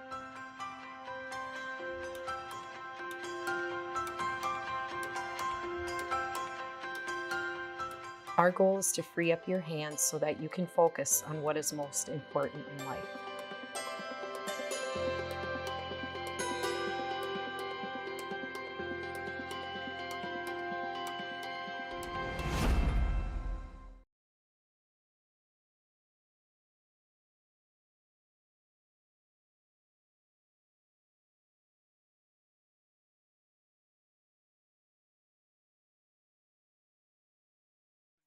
Five for the Bulldogs. McGarvey's going to roll right. Had a man open in the end zone for a moment. It's picked off by the defenders. Coming away with the interception. This is Ian McDonald. Ian McDonald to the edge. Can he get a block? He does. 30, 35, and Ian McDonald with the interception. McDonald, one of the leading tacklers on this Dordt team from Edmond, Oklahoma. And McDonald with the interception. That'll keep points off of the board for the time being at least. And the Dordt defenders with a 7-0 lead intact. Ian McDonald get the man some oxygen on the sideline as the linebacker sprinted to the edge. He's got good speed. I thought for a moment maybe if he could get going uphill or in a straight line he'd be okay. Had to run it out a little bit too much to the sideline, and with 1 minute remaining, let's see how Dordt elects to play this. Colson Cruz is going to roll left. Cruz throwing to the sideline. Pass is incomplete, intended for Knopf at the 41-yard line. That'll stop the clock with 56 seconds remaining in the half. So Dordt leading 7-0, and the defense with their second interception of the ball game, their 9th of the season. This team has gotten pretty good at taking it away. And the Dordt defenders with a 7-0 lead. Concordia has 2 timeouts remaining. I beg your pardon. Dordt has used all 3 of theirs. Concordia has all 3, so this could take a little while to play out yet. Back to passes Cruz. Cruz dumps it off underneath. Pass is completed to Looker, and Looker still on his feet, and he's going to struggle to get back to the line of scrimmage. It's going to be 3rd down, and now will Concordia use a timeout to stop the clock? They do not, and now we have the call from the sideline. It's going to be a timeout for the Bulldogs. They want to preserve the clock. So a timeout on the field. This timeout brought to you by Casey's Bakery. Find your favorite bakery products at caseysbakery.com. Back with more in 1 minute.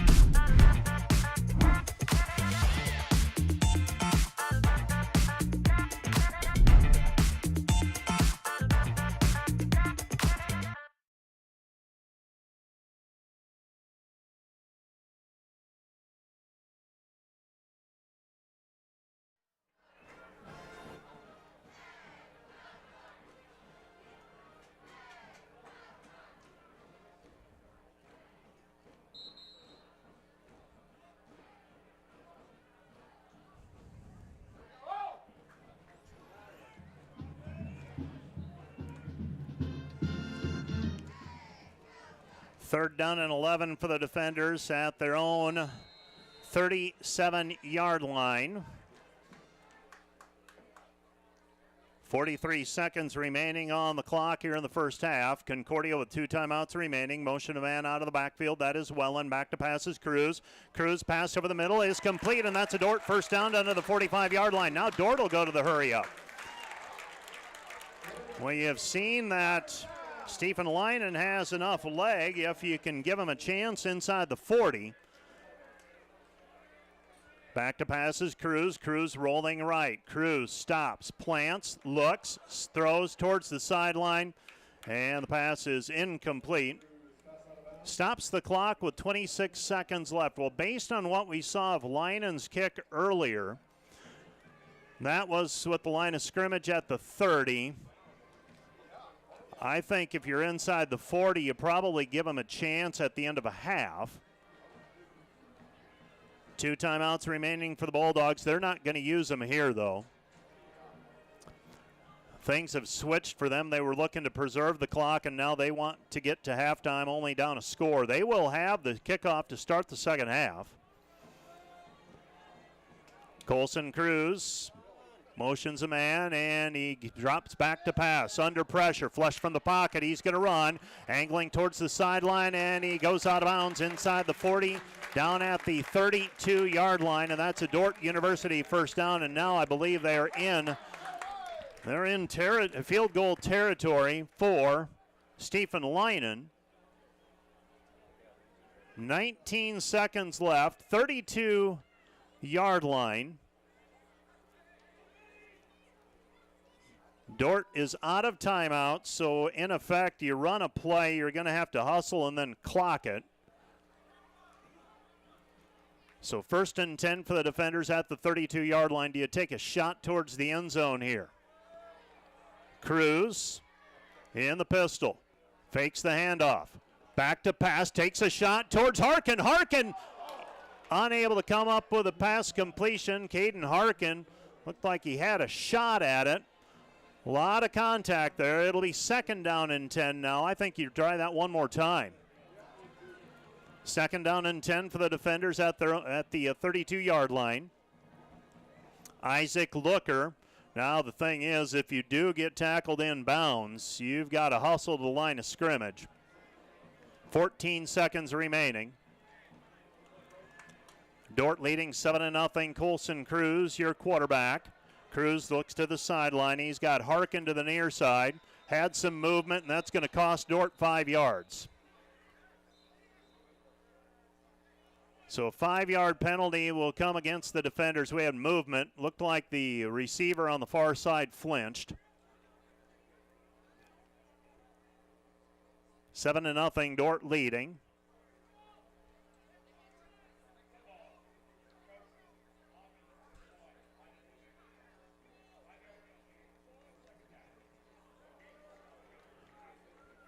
So offensive encroachment against the defenders. It'll be 2nd and 15. Football now at the 37-yard line. Looker to the far side. Back to passes. Cruz to the sideline. Passes complete to Looker. Looker inside the 30, down to the 29-yard line. 11 seconds left to go. Do you run that play one more time to the sideline?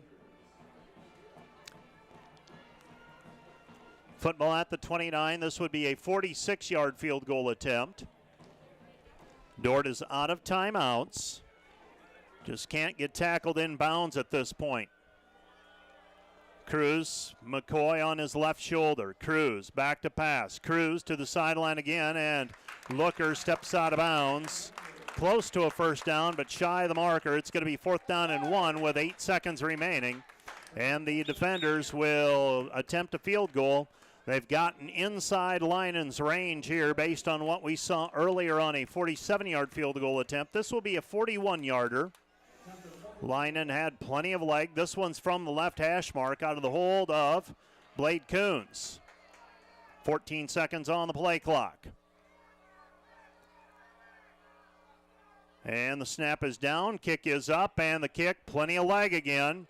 And this one is good, and the Dordt defenders with a 41-yard field goal with 3 seconds remaining in the half to take a 10-0 lead.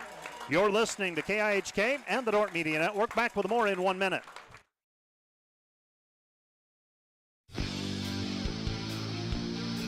Today's Dordt Media Network live stream broadcast is produced by the students of Dordt University. Thanks for watching. This Dordt Media Network broadcast is brought to you by Sioux Concrete Construction, Rob Suen, owner, excelling in flat work, poured walls, decorative concrete projects, dedicated to providing customers with a good experience and quality workmanship. SiouxConcrete.com.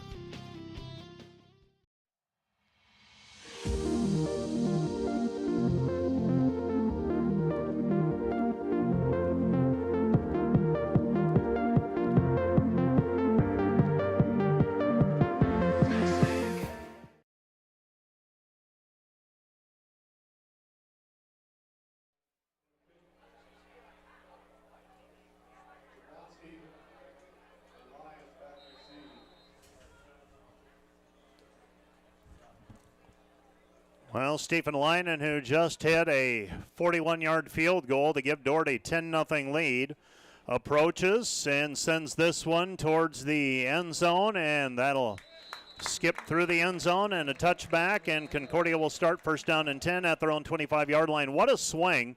It certainly looked like Concordia was poised to come away with points at the end of the half and either tie it or get to within 7-3. Ian McDonald with an interception, though, out of a timeout. And then Dordt able to execute and get to within field goal range. And Stephen Leinen splits the uprights on the 41-yard field goal attempt.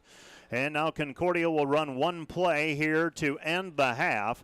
McGarvey turns, hands, gives to Ziegler. Ziegler, 2-yard pickup on the play, and that's the end of the half. Our score, Dordt 10, Concordia 0. This one has lived up to expectations up to this point. Well, we are going to take a 30-second break on the Dordt Media Network. Keep it right here on KIHK.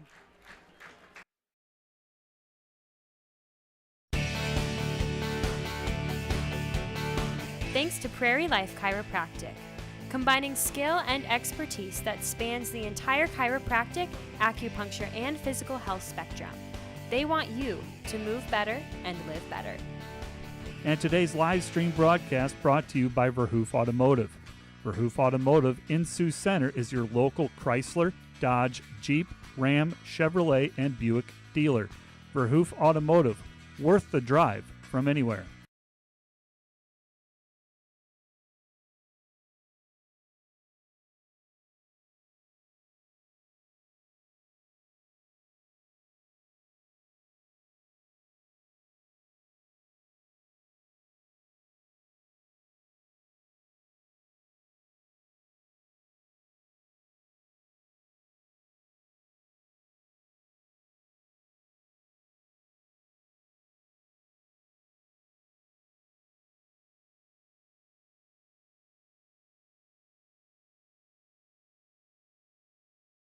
Coach Brenner here as the defenders lead 10-0. Coach, first half, pretty much what you expected, a dogfight with the Concordia Bulldogs, but you have to feel good about how the half ended.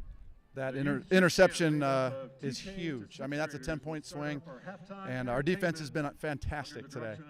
Big deal. If we can keep them out of the end zone, then obviously they're defending us well too. So we have to capitalize on those turnovers.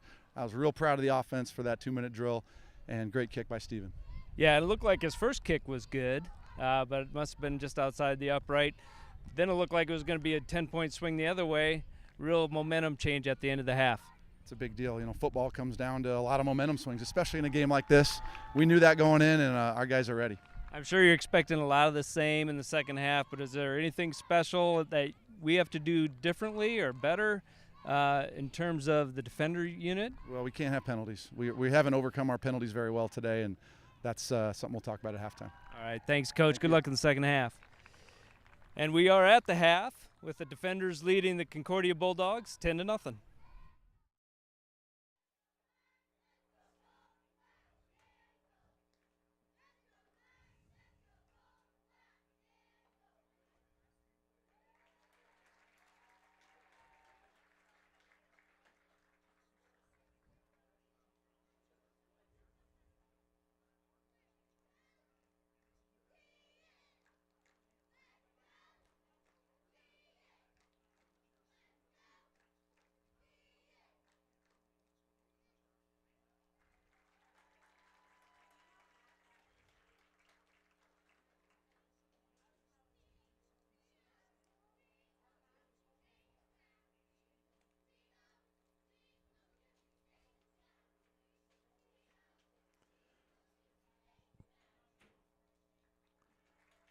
Welcome back to the football field at Open Space Park in Sioux Center. Dordt leading Concordia 10-0. And Concordia, similar to position to where they were at last week against Jamestown, and that is they were behind much of the first half. They did rally, though, and they won it at the end, making the plays in the second half. They trail here 10-0. Just a few numbers for you to tease you just a bit. Colson Cruz, 12 of 19 passing, 97 yards. DJ McGarvey, 7 of 11 passing for 65 yards. And on your screen right now, you are seeing the dance team, and they are showing some of the what they did today with part of a dance camp. And while they do that, let's go ahead and roll the People's Bank highlights. The People's Bank highlights, I believe, are queued up and ready to go here at half. Or do we want to take one more break on the Dordt? Here we go. This is the People's Bank highlights. Cooper Hidalgo ended up with a sack for the defenders earlier in the contest as Dordt's defense established themselves. They also had some success. Caden Harkin had a catch. He ended up with 2 catches for 18 yards. Concordia's defense, though, equal to the challenge, really limiting Dordt's offense. Colson Cruz scored on a touchdown, the lone touchdown for the defenders, Colson Cruz. And the Concordia Bulldogs threatened late in the half, and it was DJ McGarvey, an ill-advised pass taken away by Ian McDonald. And the Concordia Bulldogs unable to come away with points late in the first half. The defenders steal a field goal late, and they lead it now 10-0. 10-0 our score here at Open Space Park. Let's swing back now to on the field for the dance team performance. And while they are doing that, let's take a 2-minute break on KIHK. 2-minute break, KIHK.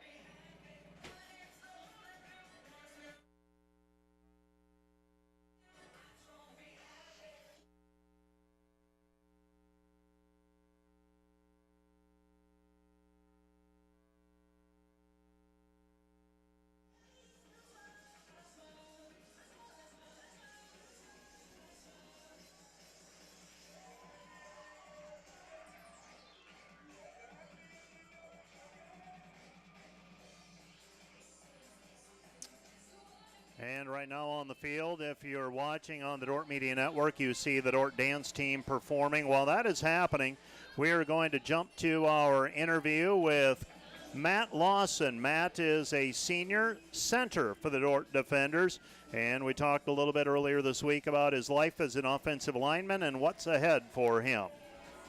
The subject of our interview this afternoon is Matt Lawson. Matt is starting offensive lineman for the Dordt Defenders. How you doing on a Thursday morning, Matt? I'm doing great. How you feeling? I mean, you get beat up pretty good through the course of a game. Does it take a little while to recover? What's that timeline look like? I'd say it's definitely the worst. You wake up Sunday morning, you feel like you've been hit by a car a little bit just because you're in the middle of all of it. even if your play's over, it doesn't matter. You still get hit from behind if the play's still going, and you don't see it a lot of the time. You get just a lot of extracurricular stuff going on that you don't see, but it happens, and it's just a day-by-day process. When do you start to feel like yourself again? Probably the Saturday morning before the game when we go out there. Yeah, and the adrenaline kicks in and all that good stuff. Adrenaline starts going again. Yeah. Starting center for the Dordt Defenders, year 2 in that role? Yes, year 2. You're standing over the ball, you've got to snap it. Have you done it so many times that you don't think about it and the training takes over? What's that feel like? Yeah, definitely at this point, yes. I didn't come in as a center. I got moved after my freshman season. So that was a big adjustment for me because I had never been in that position. I didn't know what it was like to have that responsibility. So it's been an adjustment, but now at this point I feel like I know what I need to do. I know how I need to do it. It's just a matter of making the right calls for the other guys next to me, communicating with them, and then we can get on with the play. So what are you processing when you get up to the football and you say making the calls? What do you have to process as the center and having that as your responsibility? So for me, first thing I look at the defensive linemen in front of me if they're set at this point. Looking to make a call if they're 40 split, 40 mic, that's going on to linebackers. If they're in a 30 front, bare front, that sort of thing. So depending on where they're aligned on the first level, then I have to look into the linebackers, see if they're in a mic position, so stacked over the top of me, or if they're in a split over the top of the guards. And then at this point in my career, I'm trying to look at the third level at the safeties and DBs. Not great about that yet, but that's something I'm trying to figure out. Sure. What have you enjoyed the switch? I'm assuming you were a guard or a tackle before. Did you welcome the switch? I mean, was it something you did reluctantly? Tell me about that. Yeah, that switch was not something I had in mind, something I really wanted to do. But when I got that phone call from my coach at the time, I was like, well, if it's going to get me on the field and it's going to let me show what I can do, I'm going to do it. And if I can help the guys next to me by being myself at that position, I'm going to do it. So it's just a lot of added responsibility. You're kind of in the middle of the crap, and you just got to work your way through it. So I've learned to love it, but it's something that you have to learn to love. Sure. You pave the way for a running back to get into the end zone. I have noticed our offensive linemen, they make a real point. You get over and celebrate that. I mean, It's hard work to get there, but it's just as much the offensive line celebrating as it is the running back or quarterback who got into the end zone. Yeah, definitely. We celebrate each other a lot too in that, but it's definitely, we get to celebrate with the running backs and the quarterbacks because they have to see what we're doing. So when we open a hole in the middle of the offense, in the middle of the line, it's a lot easier for them to look to their left and their right and see open space that won't be open for very long.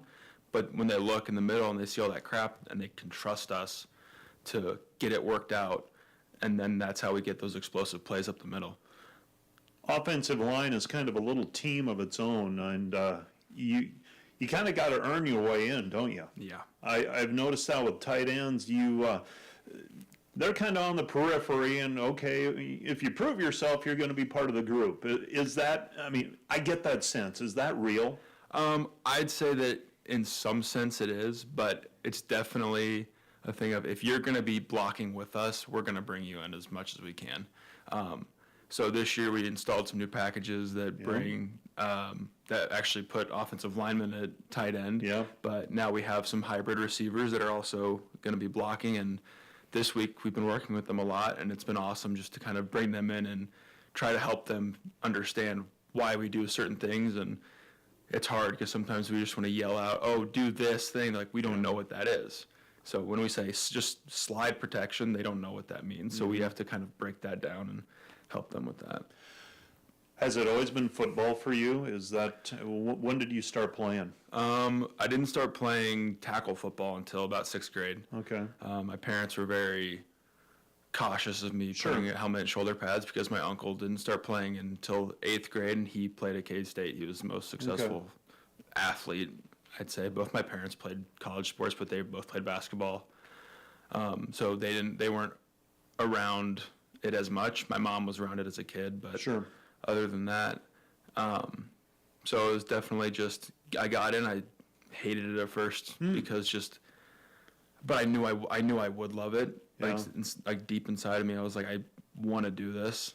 And I got through my first season, and then I started to figure out, okay, this is how I'm going to do this. And then got to high school, had a really good group of guys around me, and then now I'm at Dordt, and it's probably the most fun I've ever had playing football. How did you end up at Dordt? What's hometown for you, first of all? Tell our listeners I'm from that now. Kansas City. Okay. Kansas City, Missouri, more specifically, went to high school in Liberty, Missouri. Okay, yeah. So I got to Dordt through Coach Nutt, who's at Pitt State now. He was my recruiting coach. He went to William Jewell College, which both my parents went to. My grandma worked there, so we had a lot of connections. And I had never heard of Dordt until he got to Kansas. I didn't know what Sioux Center was. I'd never been up through Northwest Iowa. But he came into my coach's office one day and was talking to me and a couple other guys, and my friends looked at the flyer and they go, what's a Dordt? Like, what is this? So I had to, I was kind of the lone guy out of my class to be like, okay, I'm going to go to a camp and check it out. Had a really fun camp and just loved it. And it's been awesome. You are in the PT program, physical therapy program, Yes. pre-PT. Has that been your major the whole time, or did you have to work your way through some things? So I came in initially as a chemistry major because I loved chemistry in high school. Okay. And then I got to college and it started to get more difficult. And I started to think, okay, if I like chemistry, then I'm going to have to either do research for the rest of my life or go into pharmacy. Okay. I was like, I don't want to do Right. that. I didn't know what I wanted to do, but the first semester really, I struggled a lot. Okay. So I was talking with my family and friends and trying to figure that out. And I was like, well, like every college age athlete, love working out, love being around that. And I was like, I can't just do that. I need to do something more. I want to help people. So I just decided to switch to exercise science, more specifically pre-PT, and talking with Dr. Steemsma and all that. It's been awesome. Just working through that. Those prerequisite courses, the HHP program here is awesome. I love it. So, And you told me off air you're beginning the application process, and that can be quite involved, and you're hoping to be in grad school next year. yes, it's been a process. Yeah. What can this team be, Matt? I mean, we haven't talked a ton about football, but what can this 2023 team be? I think that this team has the most potential that it's ever had. And I played with the second coming of Noah Clayberg my freshman year. So, and I'm not saying that lightly, is that we have the potential to be the best Dordt team that Dordt has ever had.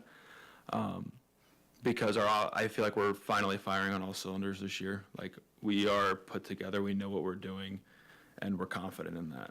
The experience, it appears to me, having people in their their fifth semester, their seventh semester, some guys in their ninth semester, seems to really be paying dividends. I mean, just from they're further along than they have been.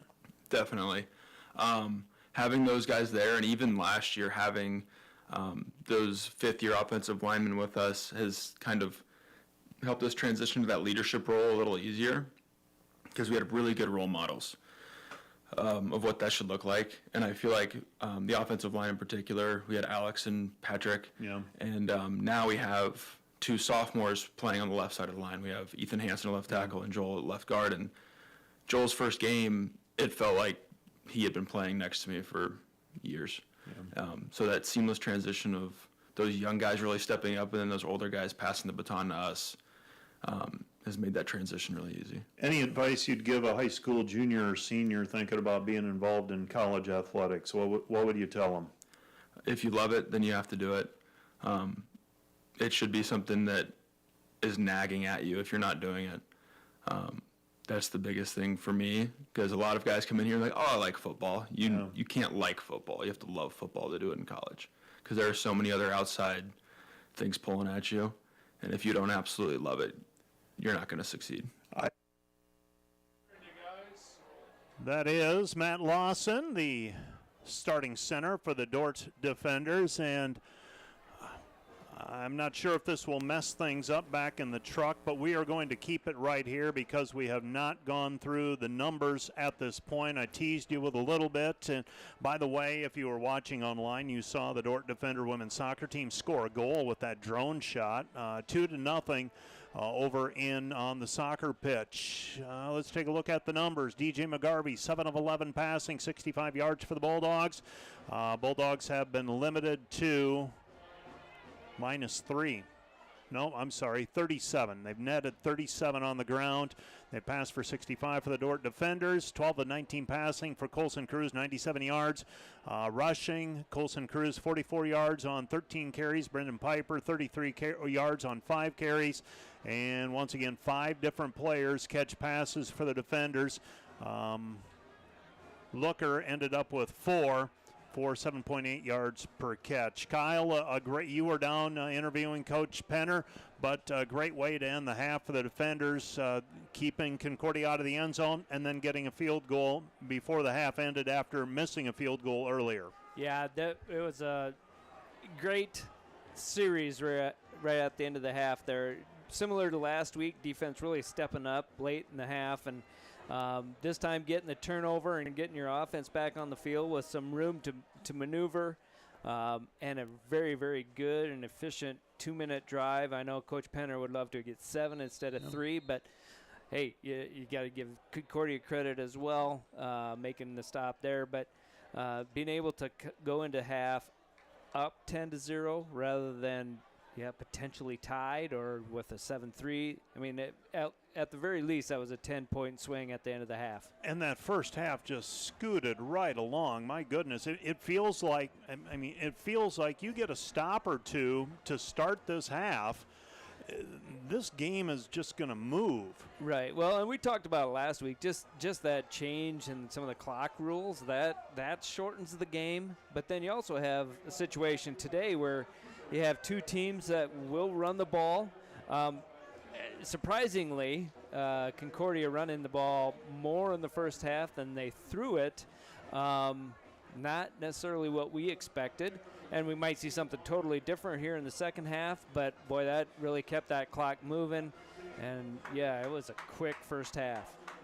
Reminder that today's pregame and postgame shows are brought to you by Wireless World, your local Verizon authorized retailer with 7 locations in Northwest Iowa. Visit them at wirelessworld.com. Concordia will be receiving the kickoff. And for the first time today, Dordt's kicker, Stephen Leinen, will be kicking into the wind. Let's see how Dordt elects to play this. The last 2 kickoffs, they have kicked it through the end zone. And this one, a high end-over-end kick. This is going to get hung up in the air at about the 11-yard line to the 15, to the 20, to the 25. Breaks a tackle to the 30, 35, 40. And pushed out of bounds at the 44-yard line. And the Concordia Bulldogs, that's a positive for them. They'll have it. Good field position, first down and 10 at their own 44-yard line. Well, that's a little bit the risk you take. If you want to have the win in the fourth quarter, and I'm sure that's what Coach Penner was thinking.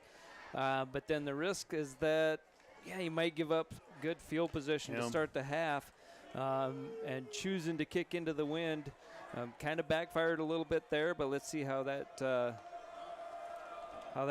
decision turns out in the end of the game. DJ McGarvey empties the backfield. Pass is complete to the midfield stripe.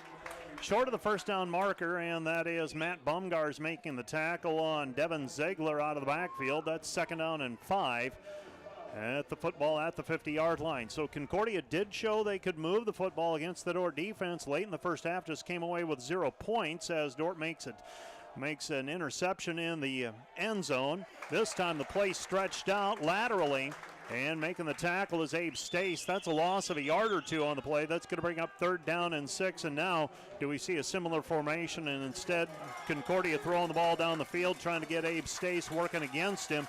He loves to come up and play that as the safety. Let's see if he's able to stay home. They swing it left side, and the pass is complete to Jablonski. And Jablonski, he gets into the open field, and he is a load to bring down. Austin Jablonski, 6'4", 215. Not breakaway speed, but pretty good. He's down to the 37-yard line, and that's a first down for the Bulldogs. Yeah, and Concordia really looking to throw the ball underneath and then let their receivers do some damage with their legs. Ziegler, the carry on the pass to the sideline, picks up 6 on the play. It'll be second down and 4. And the Concordia Bulldogs going a little hurry up here, trying to get the pace up. And trailing 10-0. They've got it for a second down and 4 at the Dordt 31-yard line. McGarvey motions Ziegler out of the backfield. 3 receivers set to the right. They swing it back over to Jablonski. Jablonski held up on the play, and that's going to be a loss. Loss of 3 on the play. That time the Dordt defense stays home. They turn Jablonski back to the middle of the field, and he is thrown for no gain. Yeah, and that's twice they've gone to that play this half for a loss, where in the first half they completed that same play for a really good gain, one of their bigger plays of the first half. So you might see some wrinkles off of that play throughout. They need the 27-yard line for a first down. They'll throw it over the top for Jablonski, and Jablonski unable to get to it. Gave a little shove at the end on the defensive back on coverage. Trying to see who that was. Was that Matt Bumgars or Grant Hickson? I think Hickson, and Hickson came up holding the shoulder. It's going to be fourth down, and it looks like Concordia's intent on going for it here at the 33-yard line. Yeah, and again, kind of that no man's land. If you elect to kick it, it's going to be a 50-yard field goal, so they're going to be going for it here on fourth down. Fourth down and 6 for the Bulldogs. 7 seconds on the play clock. They look to the sideline. 3 seconds now. And McGarvey motions a man out of the backfield, and it hits 0. They call a timeout. Called the timeout. I read the update this weekend, and I got the breakdown on, okay, this is how we handle end-of-play clock situations. Does not surprise me at all to see that a timeout was called right as the clock hits 0. So we've got a timeout on the field. This timeout brought to you by Casey's Bakery.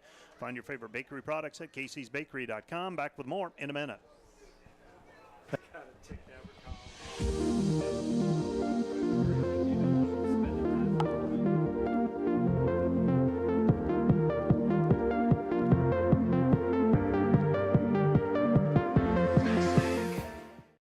This Dordt Media Network broadcast is brought to you by Sioux Concrete Construction, Rob Suen, owner, excelling in flat work, poured walls, decorative concrete projects, dedicated to providing customers with a good experience and quality workmanship. SiouxConcrete.com. And brought to you by Huber's Plumbing and Heating. Whether you're looking for repairs, replacement, or maintenance for your air conditioning or heating system, Huber's Plumbing, Heating, and Air Conditioning in Orange City will exceed your expectations.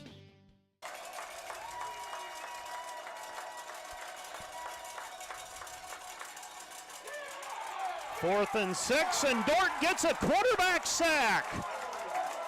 Drew Dahm blows it up. The McCook Lake, Nebraska native with the quarterback sack, and Drew Dahm puts the pressure on DJ McGarvey, and Concordia turns it over on downs. Well, just a huge play right there.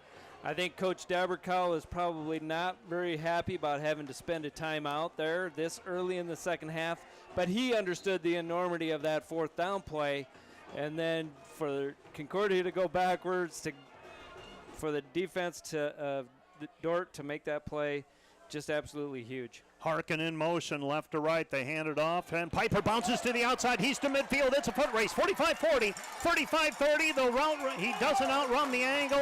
He's pushed out of bounds at the 25-yard line, and the Dordt defenders in Concordia territory.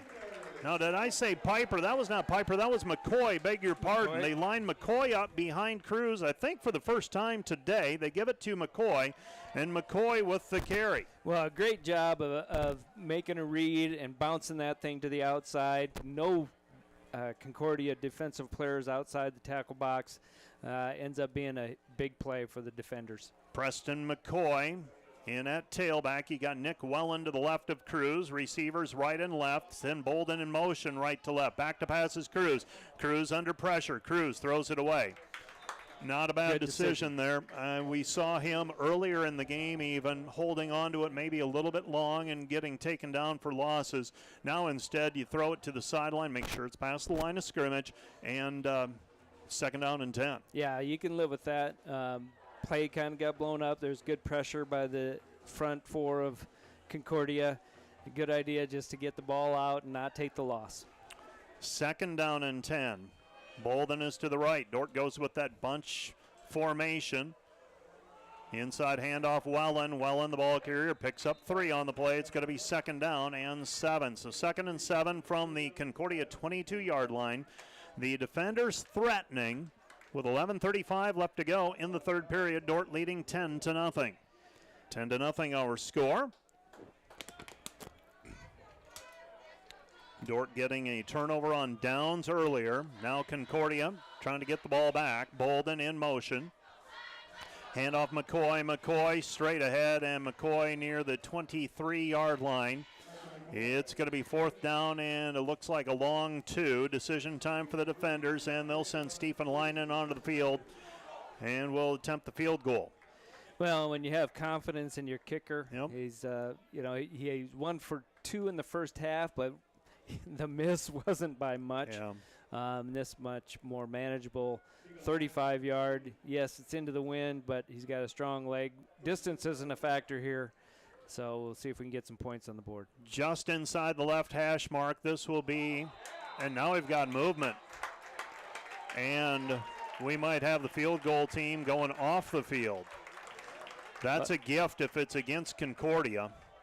And it should be, even if the offense moved, it was when Concordia was in the neutral zone. Well, they made contact with the defensive player. So this should be well, we're waiting. First down. Jordan Gall's body language not good, though. Yep. So huge play. Huge play. And Coach Daberco, and I feel his pain because earlier in the game he wanted the pass interference call, and I could tell from his body language and his discussion that he didn't like that. Then you get to the halftime, and you feel like it should have been 7-7. It's 10-0 instead. Now in the second half, you turn it over on downs on a big 4th down play, and now this occurs. You've got to keep it together. And I'm not indicating he isn't keeping it together, but that's the challenge of a coach. Right, but any opportunity to swing the momentum hasn't happened for them. Piper bounces to the outside, to the 10, to the 5, and a flag in the backfield. That is just a bad call, Mike. I don't agree with that at all. The Concordia defense was inside, stopping the Piper is already outside the tackle. He's towards the end zone. Yeah, they're going to ring up. They're going to ring Joel Akers up. He's a left guard. And so that's going to stack the deck against the defenders here at the 23-yard line. So they. Well, the last time we were in this situation with a first and 20, we were able to convert and score on the drive. So let's see how the offense adjusts here and reacts to this little adversity. 1st and 18 now. They say that the penalty occurred 2 yards past the line of scrimmage. Cruz to the sideline, incomplete. Intended near the 14-yard line for Eli Bolden. It'll be 2nd down and long for the defenders. Conference scores in the GPAC at halftime. It was Northwestern leading Doane 38-0. Morningside over Mount Marty 21-10 at the half. Jamestown and Hastings locked up 10-10. Midland and Dakota Wesleyan kicking off at 2. That was just underway when we checked on that at halftime. 2nd down and 18. Football is at the 23-yard line. Bolden is in motion right to left. They hand it off Piper. Piper trying to get to the outside, and Piper tackled at the at the line of scrimmage. Little or no gain on the play. It's going to be 3rd down and long. Yeah, it'll be it was definitely a tackle high. I think some people in the stands want to see a face mask, but I think it was a good no call. Yeah, he just made contact high, which is legal. So 3rd and long. 3rd and long at the 23-yard line. They need the 4 for a 1st down. Cruz, flush from the pocket, makes a man miss. He's to the 15, to the 10, to the 5. Touchdown defenders. Colson Cruz on the carry, going 23 yards for the score. And Colson Cruz making something out of nothing there and made a linebacker miss, and then it was just finding his way to the end zone. Again, when you get an athlete out in space, that one-on-one tackle in an open field, that's not a fair fight. That's a tough ask for a defense, and Colson made a great move and got in the end zone. Snap is down, kick is up, and the kick is good. And the Dordt defenders, with 9:33 left to go in the third period, lead 17-0. Back with more from Sioux Center in 1 minute.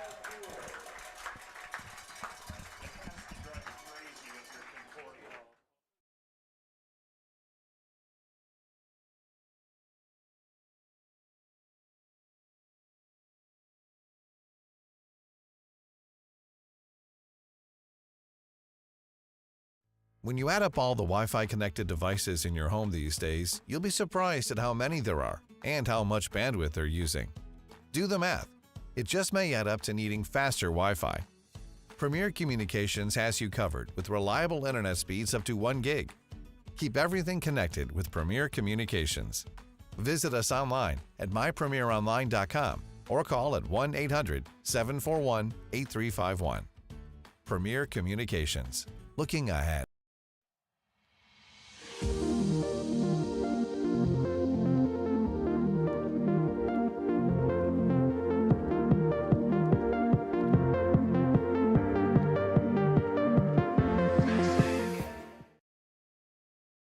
For the defenders, Dordt leading now 17-0, and it has been quite a swing from thinking, well, it could be 7-7 at halftime. And suddenly Dordt has tacked on 2 scores. Concordia, a couple of turnovers, one by interception, the other on downs, and now the defenders with a short kickoff. It's loose, it's down on the ground, and a fight for it, and it's anybody's guess right now as to who has it. The Dordt special teams. Well, if I'm reading, big number 78 coming to the sideline, he's shaking his head. Nope, we didn't get it. So he didn't sell it very well. that could have been huge right there. Yeah, keeping the ball away from the return guys by kicking high and short, forcing the fair catch attempt, and almost disastrous for Concordia. But boy, what a start to the second half.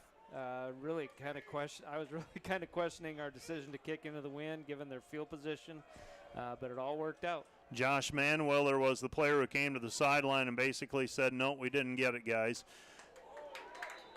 Underneath pass completed to Mark Arp, that is, and Arp with a short gain on the play, picks up 6. It's going to be 2nd down and 4, and now Concordia trailing by 3 scores. I would expect a steady diet of short passes and they've had success with that, trying to move the sticks.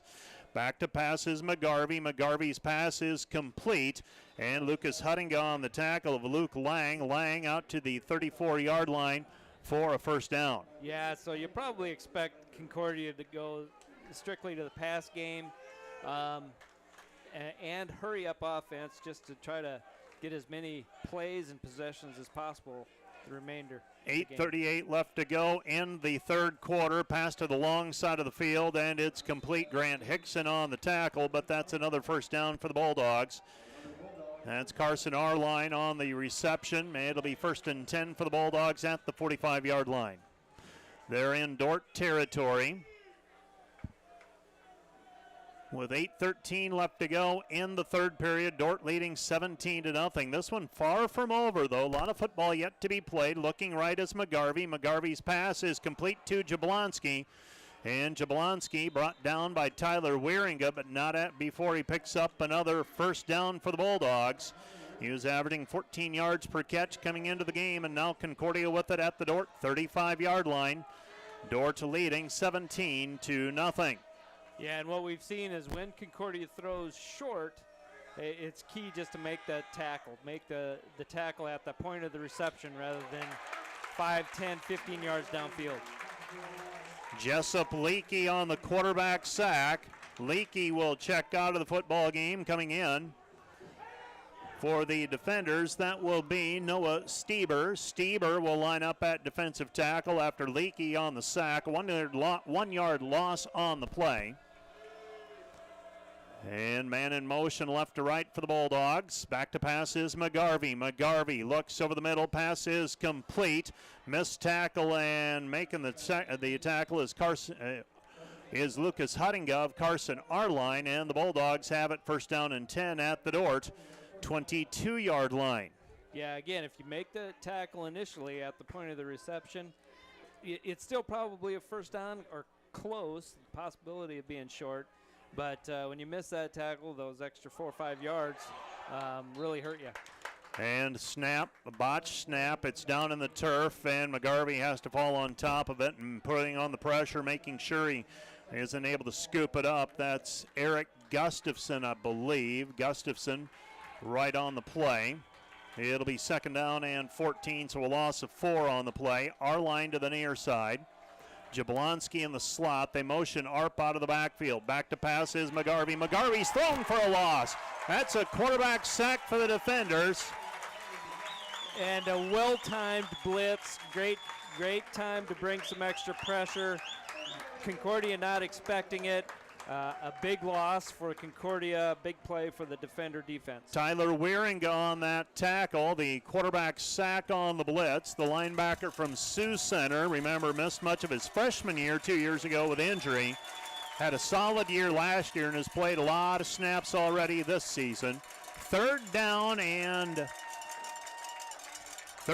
long. We're going to call that 23. 3rd and 23. They need the 13 for a first down. The football is at the 37. Pass over the middle is incomplete. Broken up by Abe Stace on the pass intended for Luke Lang. And it'll be 4th down for the Bulldogs, trailing 17-0. And what will the decision be here? 4th down and long. I think you go for it. Yeah, I think they have to. Down 17-0. There's not a whole lot of plays in the playbook for 4th and 23, so you're going to look at a deep throw, Hail Mary type, something over the top. You know, even if they complete something short, you gotta step up. You have to make the tackle. That's one thing Concordia hasn't done well defensively, as when we had Cruz with the scramble. And now Concordia using their second time out of the half. Yeah, things are going to get tough for them. This time out brought to you by Casey's Bakery. Find your favorite bakery products, caseysbakery.com. Back with more in a minute.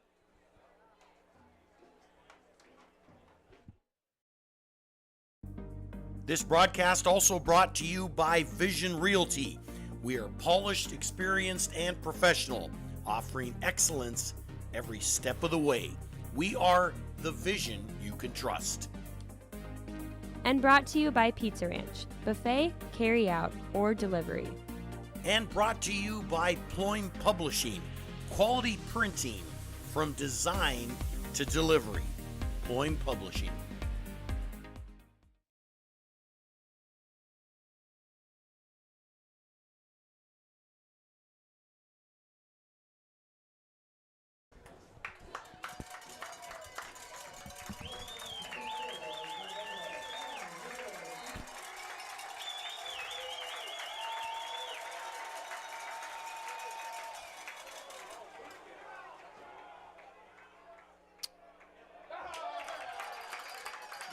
And Concordia, after all of that, they use a timeout and they go to a quick kick. It goes through the end zone. The ball will come out to the 20-yard line, and for the Bulldogs, that's a 17-yard swing in field position. And if the defenders can establish something on offense here and grind away, you're looking at shortening up the game now. Yeah, for sure, shortening the game, and even on that drive for Concordia, there's a significant amount of time went off the clock, and it's all those new timing rules. Even when they were completing passes for first down, absolutely no pause in the clock. That thing kept rolling. That will have an effect on this game as well. Colson Cruz, they bunch the formation. They hand it off to Piper, and Concordia matching that bunch formation with they're staying home, and the tackle made by Tal Salo from San Bernardino, California. And that'll bring up second down and long, and a personnel change for the defenders here, as you're now going to see the receiving core. Almost, I think 4 receivers came into the game at the same time. Second down and 11. Colson Cruz at his own 19-yard line. Fake the handoff, rolling, pass, sidearm delivery, complete to Knopf. Knopf makes one-man miss. He's to the 30, to the 40, and for Connor Knopf, his longest catch of the season. That'll be a 22-yarder, and that's a Dordt University first down.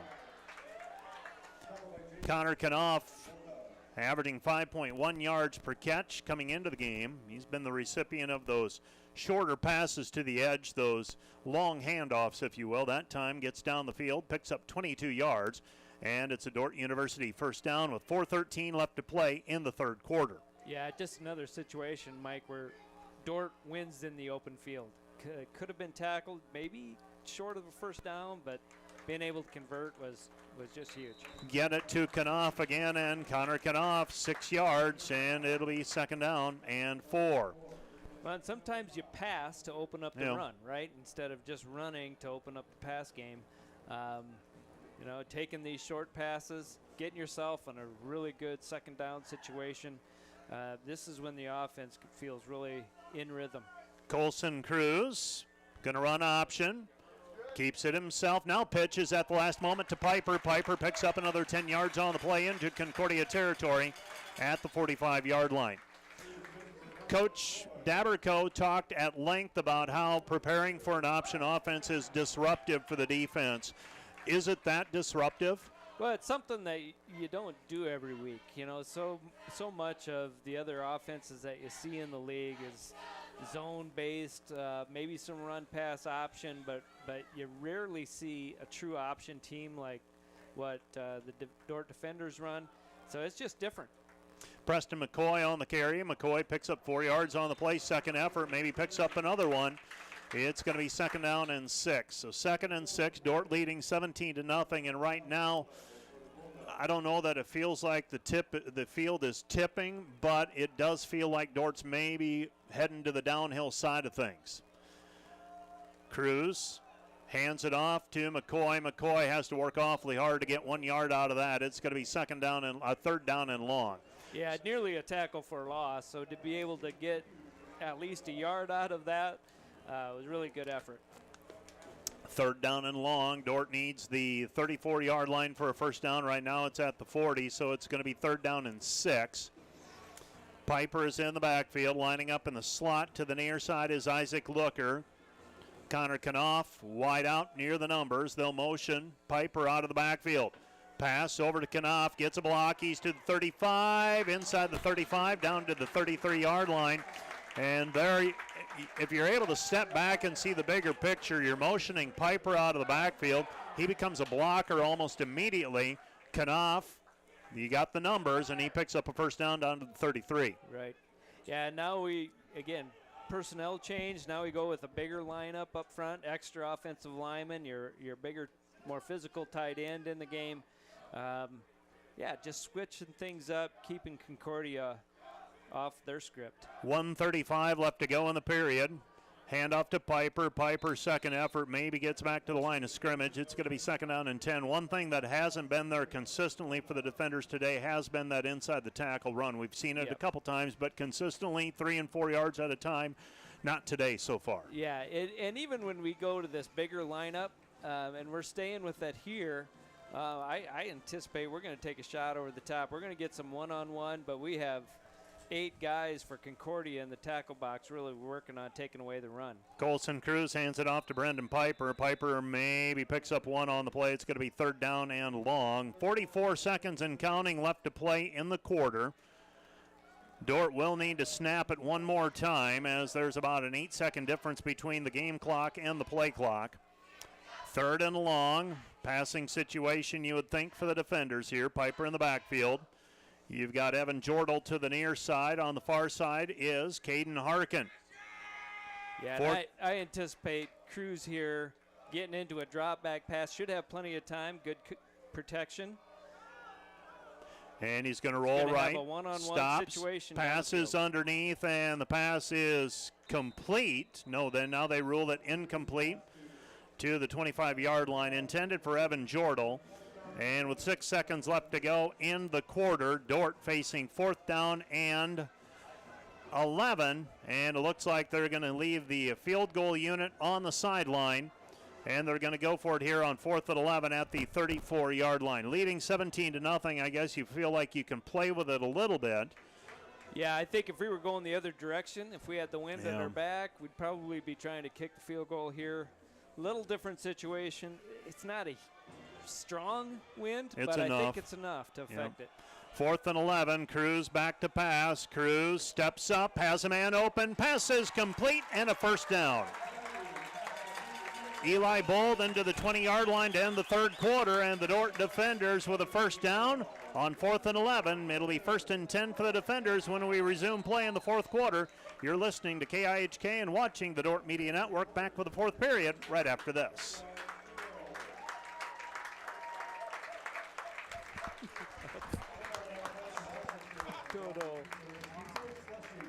I mean, there's no reason to keep backpedaling past the down marker, right? Sioux County Radio and the Dordt Media Network are excited to announce that every Sioux Center home football game will be brought to you over Dordt Media Network's multiple camera system. Throwing and making a catch. It's a touchdown. Great video along with the voices you know from Sioux County Radio. Sioux Center Warrior Football, home and away, broadcast in English on Sioux Ritmo 101.5 FM.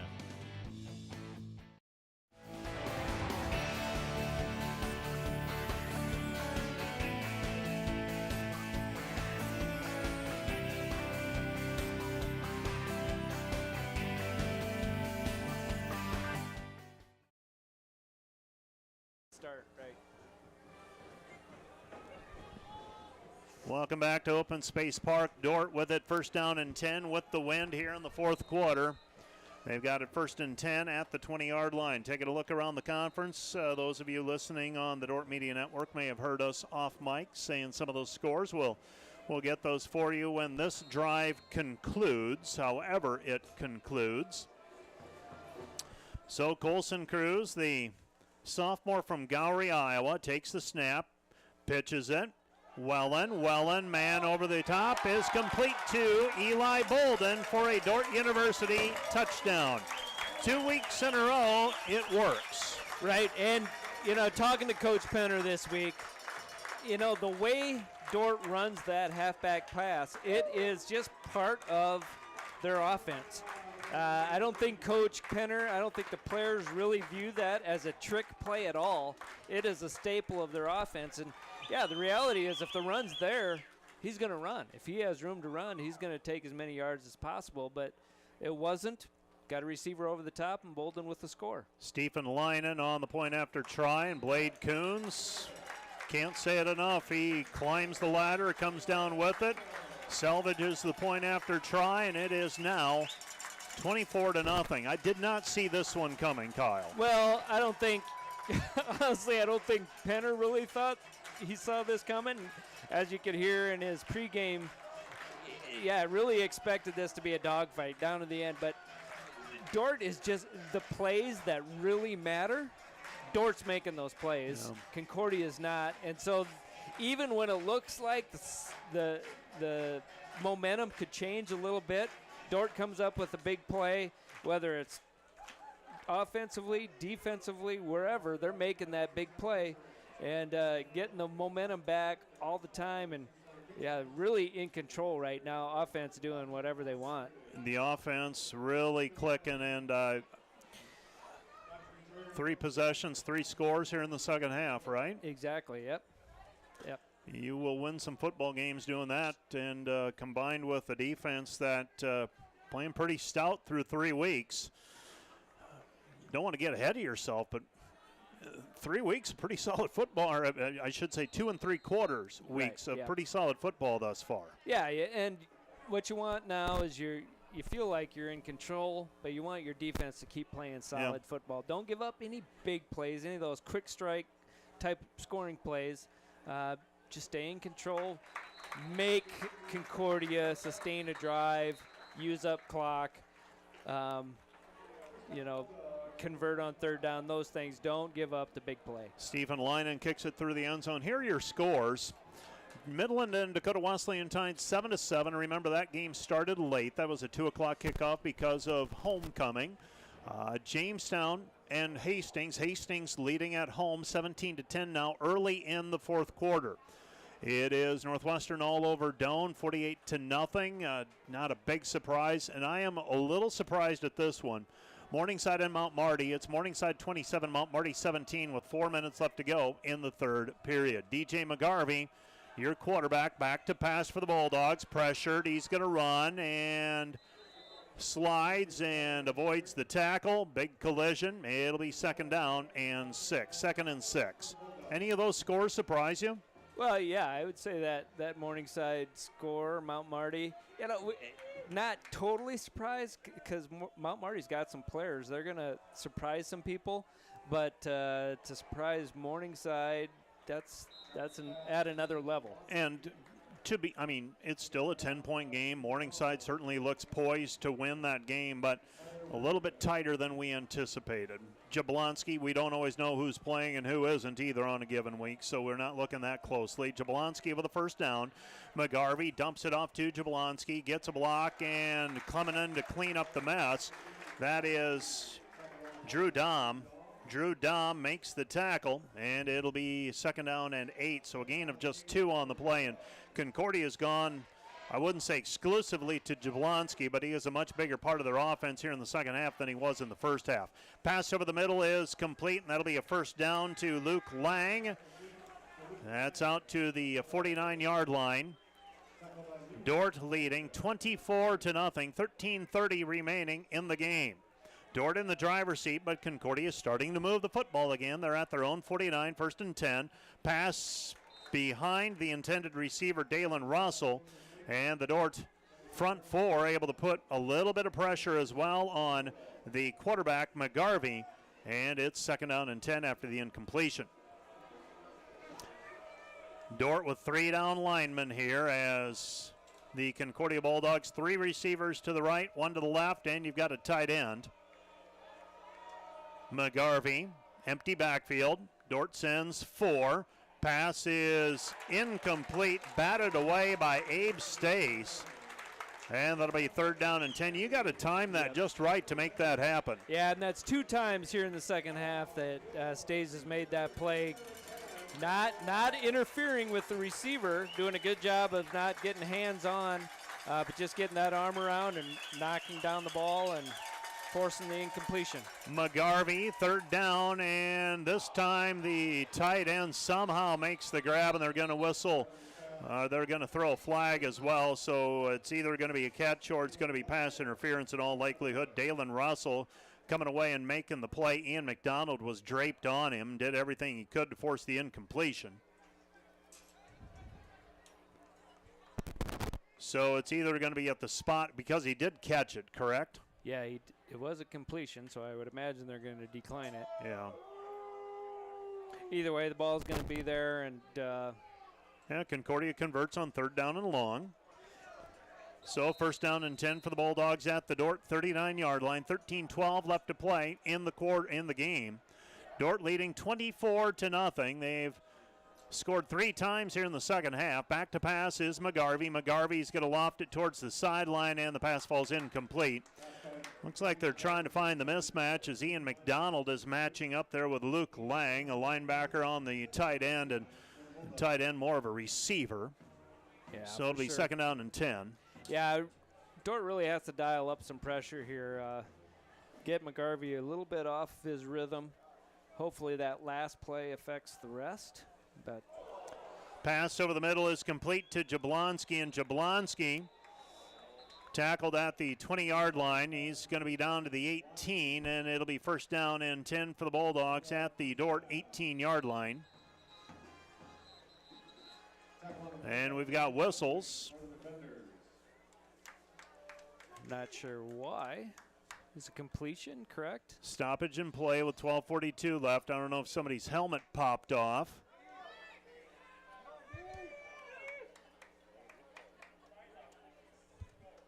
Sideline warning. There's the freebie. So it's first down and 10 for the Bulldogs at the Dordt 18-yard line. McGarvey has Mark Arp in the backfield with him. Send Jablonski in motion, right to left. Pass is incomplete. That's skipped on the turf. We could see it from here. Somebody's got to come in and wave the arms, and finally they do. And sometimes I think they're waiting for someone else to make the call. And Right. If you see it, call it. Yeah. Right. And the deep official did come up late with the incompletion call. And granted, we had a great look at it from our vantage point straight on. You saw it skip off of the turf. Second down and 10 at the 18-yard line. Jablonski in motion left to right. Arp in the backfield. Back to pass is McGarvey. McGarvey pressured, and McGarvey is going to be brought down. We've got a flag in the defensive backfield as well.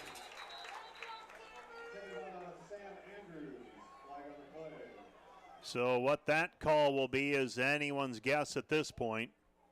Yep. yeah, it's more the timing of that call. Yeah. McGarvey had tucked the ball, was scrambling, was running. At that point, that receiver becomes a blocker. So at what point can you? It's tough. But and they saw something, and it's a difficult job. I understand it, and so first and goal to go for the Bulldogs inside the Dordt 10, down at the 9-yard line. I have found I don't win those arguments, so I don't make them. McGarvey, the quarterback. Mark Arp is the running back. Man in motion, left to right. And they fake the handoff. McGarvey looks over the middle, and the pass is incomplete. That'll bring up second down and goal to go, intended for Carson Arline. And it'll be second down and goal to go. 11:58 left to play. Here in the ball game, Dordt leading 24-0. Well, Dordt's trying to pitch the shutout here. This is a Concordia team that's averaging 31 points a game. 11:58 left to play in the game. McGarvey back to pass. McGarvey pumps, throws over the top, and it's caught in the back of the end zone. Touchdown. An 8-yard touchdown completion to Carson Arline.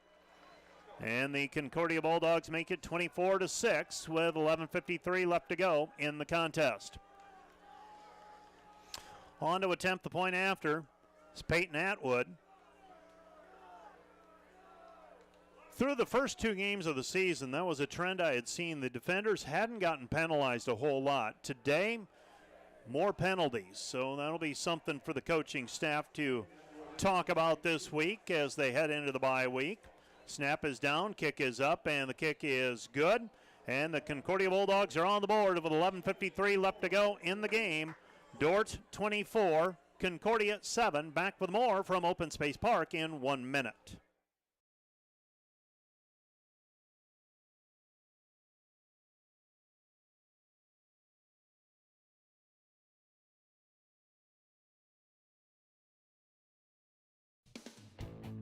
Sioux County Radio and the Dordt Media Network are excited to announce that every Sioux Center home football game will be brought to you over Dordt Media Network's multiple camera system. Throwing and making a catch. It's a touchdown. Great video along with the voices you know from Sioux County Radio. Sioux Center Warrior Football, home and away, broadcast in English on Sioux Ritmo 101.5 FM. This Dordt Media Network student-produced live stream broadcast is brought to you by Joyner & Zwart Dentistry in Orange City, offering dentures, implants, and dental care for your whole family in a modern and friendly atmosphere. And brought to you by 712 Realty, a team of realtors in Northwest Iowa with the drive, care, and the results you need to buy or sell your home. Visit them online at 712realty.com. Leading you home.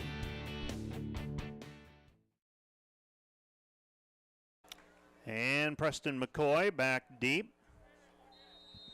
And it's important to stay heads up here. Yeah, well, Concordia trying to steal a possession maybe, so guys up front have to be aware of potential onside kick. So 11:53 left to go in the game, and they will go for the short kick, and it is taken at the 32-yard line. Didn't see the fair catch signal. I'm not sure. But It was a valid fair catch signal, but Ethan Snyder, the Sioux City, Iowa native, must have waved before we looked. And the fair catch called for at the 32-yard line, and the defenders will take over. First down and 10 from there. Concordia down to one timeout as well. We talked about that during the third quarter, that could be a factor. They will not have the luxury of timeouts to stop the clock if Dordt starts to move the football. Well, and it's important here for Dordt just to sustain a drive, pick up your first downs, take positive yards. Right there. Yeah, not going to do it that way. That one's on Cruz. I think he knows he probably should have pulled that ball. Nick Wellen got the some room outside. Nick Wellen got the handoff, and he has stopped a three-yard loss on the play. It's going to be second down and 13. You don't want to get lax on this, lackadaisical. Second down and 14, similar to last week. You kind of feel like you know what the outcome's going to be, but funny things happen. This is Colson Cruz. He's going to pitch it to McCoy. McCoy to the 32-yard line, and he is stopped back at the original line of scrimmage. Remember, a couple of years ago, I thought a game was won against Midland, and it did not turn out that way. Right, strange things happen, and that's why it's important to play all 60 minutes, keep firing on all cylinders, and, just in terms of your own offense and defense, you want to play well, right? So you don't want to let up at any point in the game because you want to keep building, whether it's, to take care of business here, but also in the weeks ahead. Third down and long, and the football's on the ground, and Colson Cruz has to fall on top of it. And the defenders will be forced to punt. They'll be punting with the wind, but Concordia will get the football back with about 10 minutes remaining in the contest. Dordt leading 24-7. But it looks like Dordt's going to give the football back to Concordia, and the Bulldogs will have it. Well, probably the biggest thing here, Mike, is defense hasn't had much of a break, right? Concordia put a pretty good drive together, scored a touchdown, and your offense goes 3 and out, fairly quick series. Just not a lot of rest for your defense. Let's see if Blade Coons can boom one here. Left-footed kick, spiraling kick, taken at the 25-yard line. Coverage, man slips, but it's nothing there for the Concordia Bulldogs. And that was Braxton Bohr. Stop for no gain. And it'll be first down and 10 for the Bulldogs at their own 28-yard line. So maybe a 3-yard return on the play, but the Dordt coverage pretty good. I saw the outside man slip on the coverage, and I thought, is that going to be trouble? It was not. Dordt pretty sound defensively, and here the Dordt defenders on the field. Andrews and Leakey are your tackles.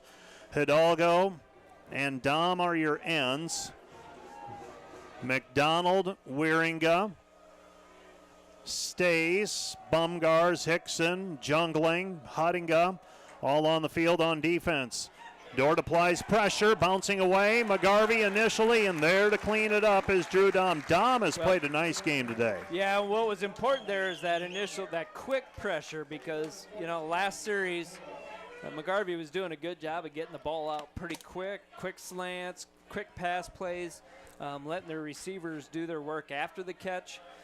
Good job of getting quick pressure there. Dordt sends 3 this time. McGarvey looking, and McGarvey still looking. Pass underneath is incomplete, and that's going to be third down. And now we've got a flag on the play, and I think this one's going to be against Concordia, actually.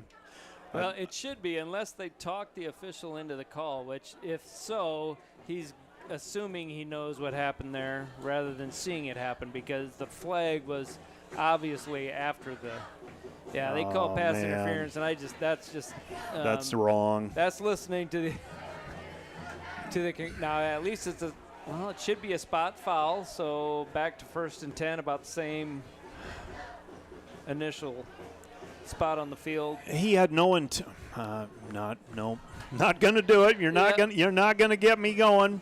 Well, it's just you don't want to. He wasn't going to make that call. Right, and that's again, that's the coaching staff talking him into that call, and I hate seeing that from any point of view.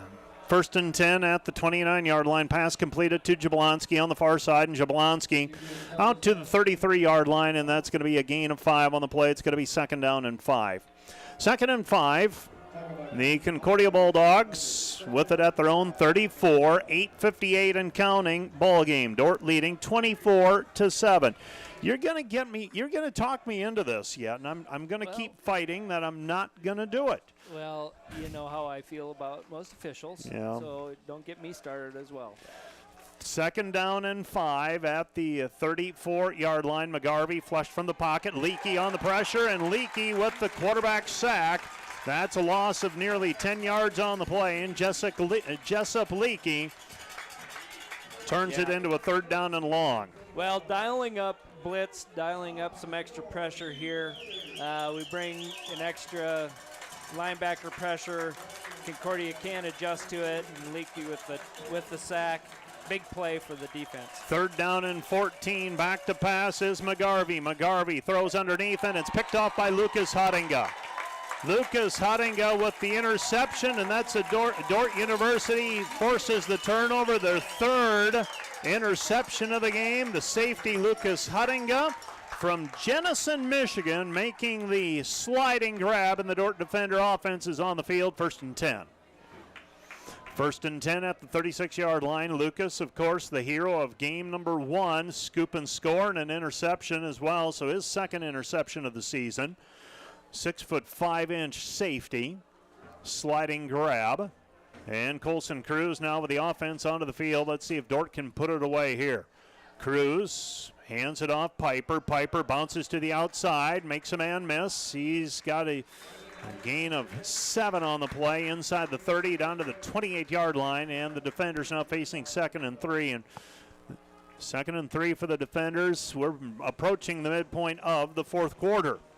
Yeah, and that play designed to go inside, but the offensive line doing a good job of just collapsing the defensive ends and allowing our back in that situation to bounce it outside for a nice 7-yard gain. 2nd down and 3. Colson Cruz has McCoy to the right. Piper is behind him. And 5 seconds on the play clock, and Dort's going to have to burn a timeout. Timeout on the field. This timeout brought to you by Casey's Bakery. Find your favorite bakery products at caseysbakery.com. I've been told we're okay on breaks, so we will keep it right here. And, okay, so you're coaching here, and you've got to use a timeout. How upset do you get that you need to call a timeout? Or is it just what are you thinking? Well, you're in a situation where you don't want to be in. You don't want to back it up and being 2nd and 8. You're in a favorable down and distance. You have the luxury of being halfway through the 4th quarter with a nice lead. So it's just a matter of, hey, let's make sure we're taking care of business. Don't rush your offense. 'Cause a lot of times you rush. Quarterback rushes the play, rushes the snap because they think they need to get the play off. Just take the time out, settle your offense, recall the play, make sure everybody's on the same page, and go out there and execute. Taking a look around the conference and on the Dordt campus, the Dordt women's soccer team leading College of St. Mary 4-0. 2 goals for Ellie Stewart. Jocelyn Terpster and Karina Tell with a goal each as well. So the defenders trying to get a win in conference play. Ended up with a tie with Briarcliff earlier. We reverse. This is Harkin. Harkin to the edge. 25-20. Turns on the Jets. 15. And he's down inside the 15-yard line, down to the 10-yard line. And the Dordt defenders with a 1st down. That is reminiscent of sometimes the way Dordt used Levi Jungling back in his early stages of his career. Got him the ball in a lot of different ways, that time on the reverse.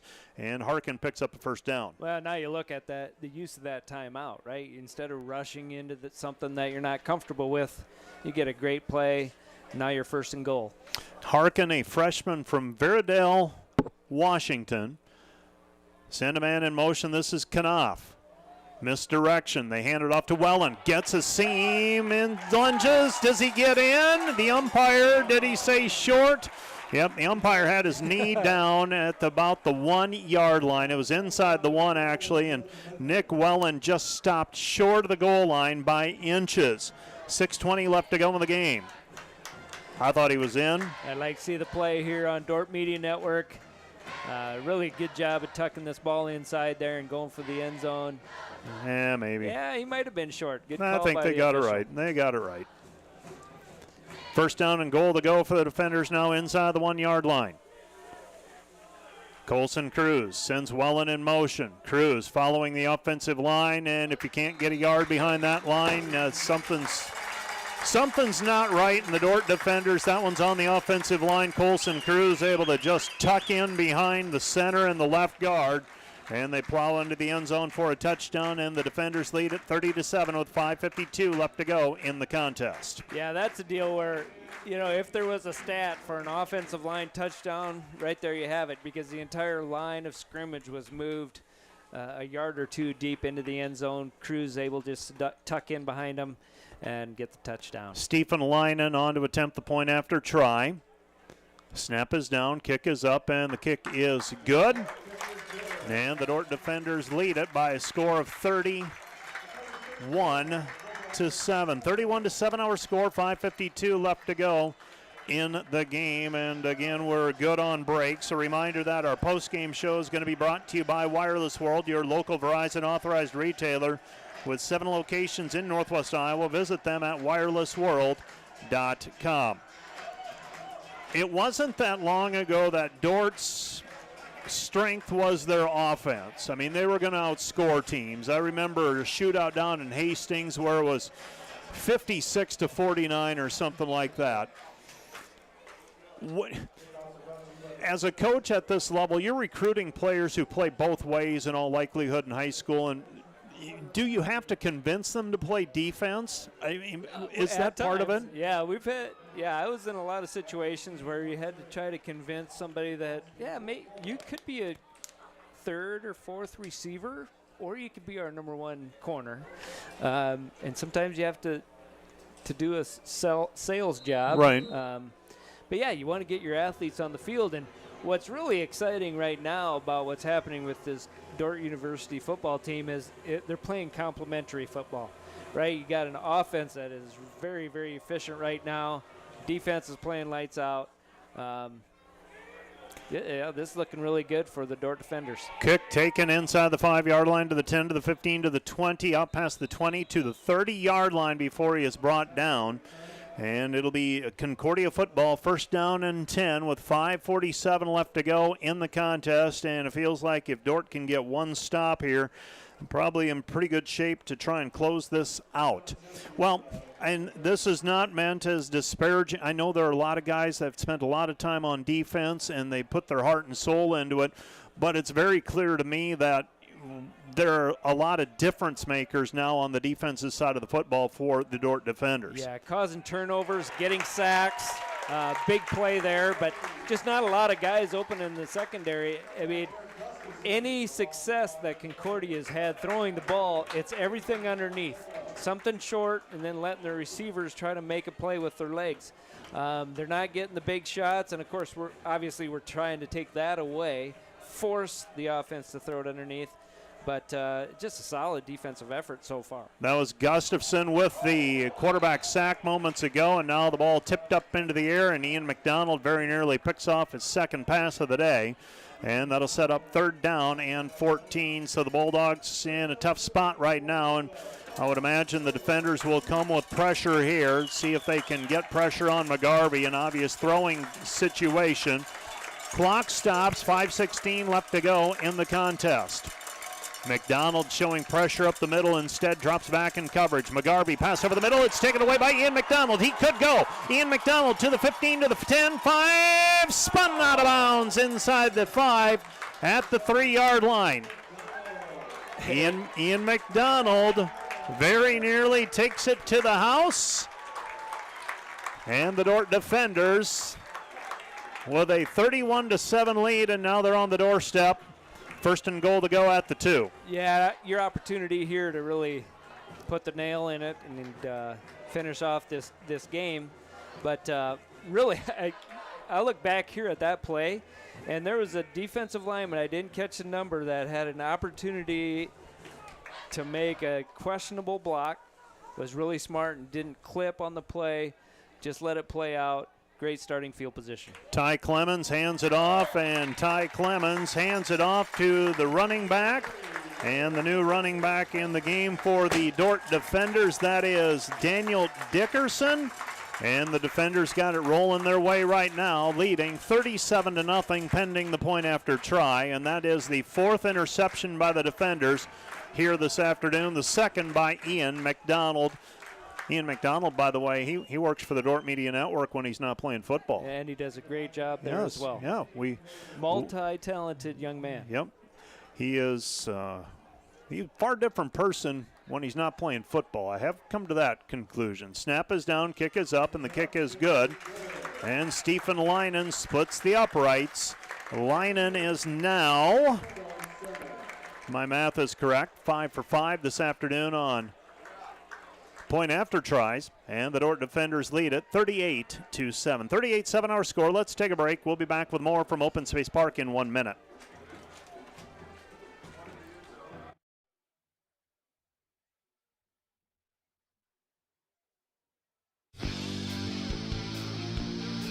Today's Dordt Media Network livestream broadcast is produced by the students of Dordt University.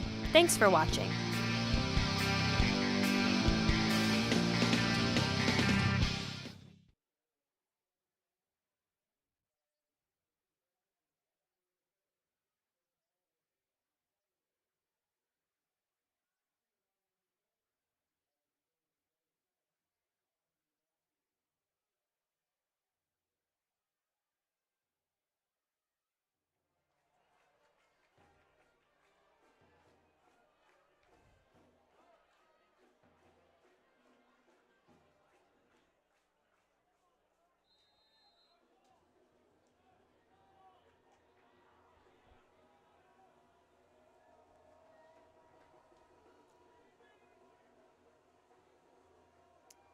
Stephen Leinen kicking off. It'll be a short kick. Fair catch called for at the 39-yard line by the Bulldogs, and falling to the ground immediately after making the catch. That was Concordia's Michael Grindy.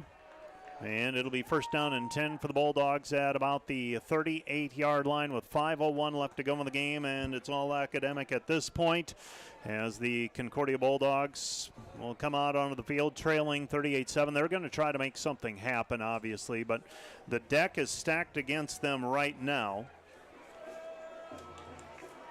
DJ McGarvey, the quarterback, he turns, hands, gives to Ziegler. Ziegler, the ball carrier, and Ziegler, gain of 1 or 2 on the play. It's going to be second down and long, and that's Eric Gustafson on the tackle. He's a junior from Ethan, South Dakota. Second down and 7 on the way. Football at the 42-yard line. Concordia in their own territory. And McGarvey waiting for a slot receiver to go in motion. And now the left, the tight end, a little bit over anxious. That's Luke Lang, and that's going to be a 5-yard penalty against the Concordia Bulldogs on a false start. Yep. I think, you see an offensive unit that's just a little out of sorts right now. I think starting that series with a run play, I think Coach Daberkow's offensive staff was thinking, hey, let's just get back into doing something that our original game plan. Now you got the second run in a row. Trying to build on some things.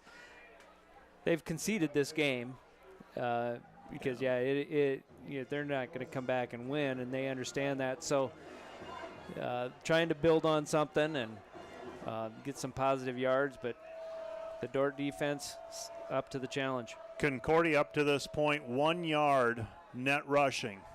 Pass completed out into the flat. That's to Devin Ziegler. Ziegler over near the sideline, driven out of bounds, picks up a first down out to the Dordt 49-yard line. So taking a look at the numbers, as I said, Concordia 3 yards net rushing right now. It took a while for a play to factor in.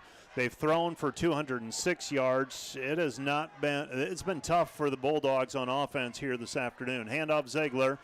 Ziegler, pickup of 3 on the play. It's going to be second and 7 with 3:20 remaining in the game.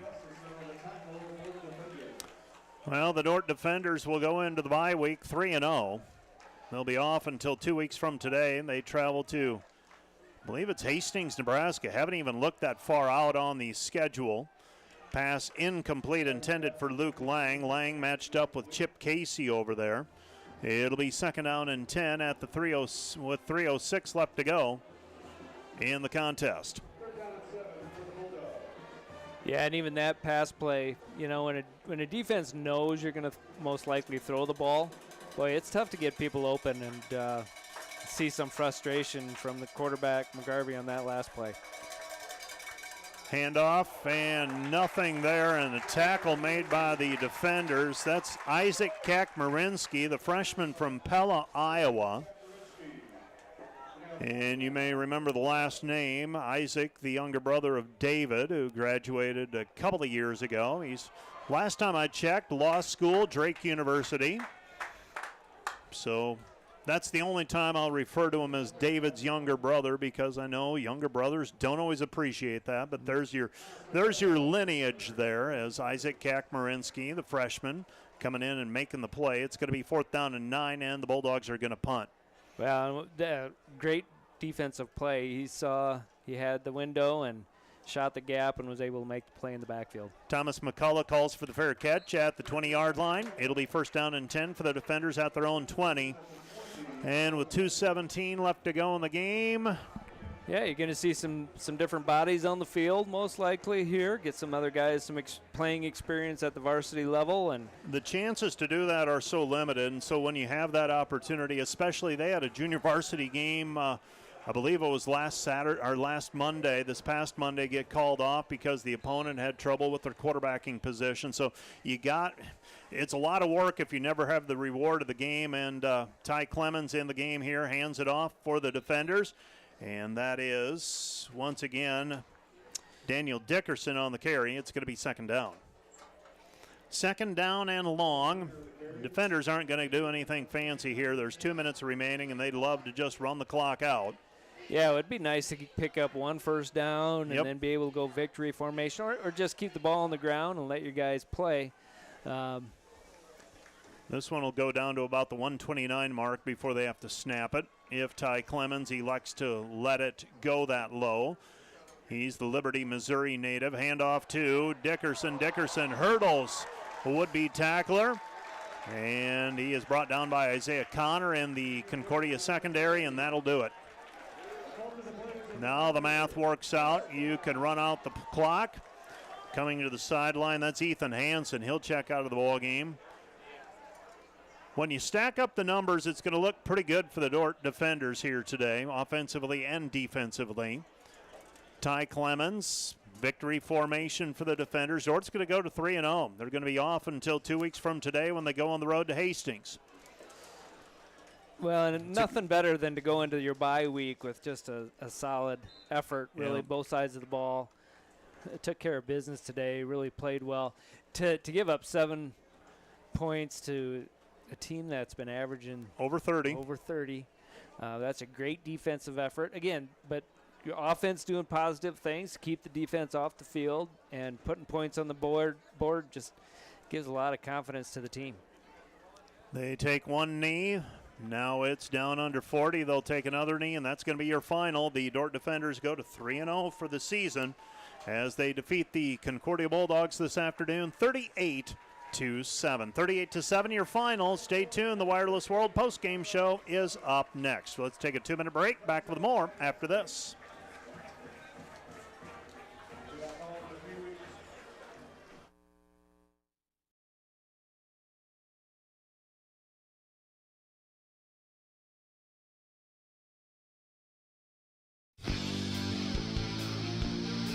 Today's Dordt Media Network livestream broadcast is produced by the students of Dordt University. Thanks for watching.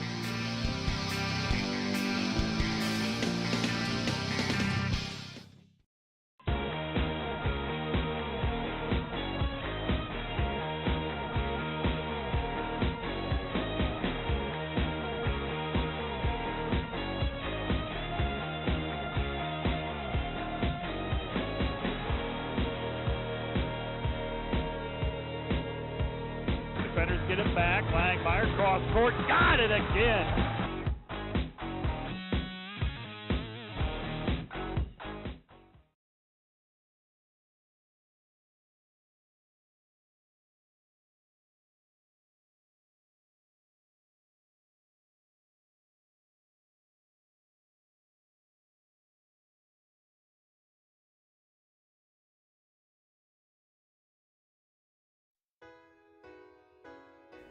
Hello fans of Defender Sports, hope you're enjoying the game whether you're a friend or family member of a player or coach or a fan of the university.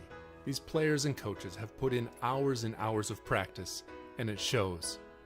But going into each and every game there's one more thing that every coach makes sure the team has, and that's a game plan. If these players and coaches are willing to put this much time into planning for a game, how much more important is putting together a game plan for your financial life? Now, the financial world continually becomes more complicated, but if you don't have either the time or the desire to spend hours upon hours learning and keeping up with the changing rules of the game in the financial world, and then figuring out how that applies specifically to your financial life, you don't have to do it alone. For over 40 years, we've been helping households to build their financial game plan upon all the things more important than finances, while being good stewards of the resources God has entrusted to their care. Because there's things in life more important than money, and none of them are things. I'm Tom DeYoung, financial planner and president of Money Concepts, the planning firm. Check us out on the web or social media. Check out our podcast at moneyconceptsradio.com or your favorite podcast app, or schedule a complimentary meeting to see how a financial game plan might benefit you. Enjoy the rest of the game and remember to spend your most valuable resources, your time and your attention, on the things in life that matter more than money. So 38-7, your final score. The Defenders taking a look at the numbers. I am surprised. Concordia 19 first downs, Dordt 23. Taking a look at the yardage. Dordt 216 yards on offense, rushing. Concordia 28 rushes for, I believe, -4. No, they were +4, beg your pardon. DJ McCarvey, he got charged with -43 yards, the quarterback. Passing yards, the Defenders, 165 to Concordia's 219. Time of possession, 35:01 for the Defenders, 24:59 for the Concordia Bulldogs. The Defenders started the scoring with Colson Cruz, a 2-yard touchdown run to make it 7-0 after the Stephen Leinen point after, and that was after it took just a little while. We played a scoreless first half. Leinen then missed a field goal in the second quarter, made one just before the first half ended, as I alluded to earlier, and then from there the Defenders got a defensive stop to start the second half. Colson Cruz capped a drive with a 23-yard touchdown run. Nick Wellen had a completion to Eli Bolden for 20 yards to make it 24-0 at the time. DJ McGarvey completed a pass to Carson Arline to make it 24-7. So Concordia got on the board at that point, and then Dordt 2 unanswered in the fourth quarter. Colson Cruz, a 1-yard touchdown run, 31-7, and Daniel Dickerson, 2-yard touchdown plunge set up by an Ian McDonald interception. That's your final, 38-7. I gave the numbers in general terms, Kyle. I gave the scoring summary. We'll get to the individual numbers in just a little bit, but your impressions, you think back to it. First quarter, 0-0. It's just toe-to-toe at that point. But the Defenders able to break through, had a good second quarter, and that kind of, it snowballed from there. It did, and this series of plays coming out of the half where Concordia has a really good kick return, but we turn the tables on them pretty quickly, and instead of them taking advantage of good field position, we got things rolling there in the third quarter. big score in the third quarter there to go up 17-0. I thought that was the big change, the big momentum swing in the game. Because, I asked Coach Penner at halftime, this is the dogfight you were anticipating, right? 10-0. Could very easily have been 7-3 instead. It was 10-0. And good things happened from there. Individually, and it's been a variety of a cast of characters for the defenders so far. Today, no different. Colson Cruz, 16 of 26 passing, 145 yards. No touchdown passes today. All the touchdowns were scored on the ground. He ran for 3 touchdowns, 16 rushes for 63 yards, including a long of 23. Brendan Piper, 10 carries for 38 yards. Nick Wellen, 7 carries for 22 yards. Preston McCoy, 9 carries for 58 yards. Those are your leaders. Caden Harkin also that end around, 1 carry for 19 yards. Receiving, Connor Knopf, 6 catches for 9.17 per catch average. He had a long of 22. Cade Rohr, 2 catches, 23 yards. Isaac Looker, 4 catches, 31 yards. Eli Bolden, 3 catches, 38 yards, and a touchdown. Caden Harkin, 2, I should say there was 1 pass play. Got caught on that. I was going to jump as a former running back. I have to jump in there and say we did have 1 passing touchdown by a running back. Caden Harkin, 2 catches for 18 yards total, 9 yards per catch. And as I say, as you pointed out, Nick Wellen, 1 for 1 passing. That was the 1 passing touchdown to Eli Bolden for the score. For Concordia, DJ McGarvey, 25 of 41 passing, 219 yards. I'm taking a look. Their longest pass play today, 24 yards. That, if you're going to give up yardage, and I know Coach Brandon McCormick, they talk about explosive plays. That's anything over 16 yards. They didn't give up many on offense here today. Well, and that's the key. Just don't give up those big plays, those quick strike scores. Force a team to, what was the professional coach, matriculate the ball down the field, make them earn it. Really good job by our defense, even at the end of the half, as Concordia gets in the red zone, causing a turnover, getting the ball back, and to your offense, who can then get into a short drive for a field goal at the end of the half. Just really good complementary football. 7 quarterback sacks today as well, and you knew there'd be that opportunity for the defense. You still have to do it, though.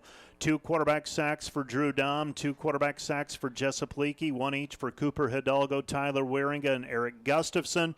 And the defenders also forced 4 interceptions, 1 by Lucas Huttinga, 1 by Abe Stace, and 2 by Ian McDonald. Defense did a lot of good things here this afternoon, and as much as the offense, I guess it's not one or the other.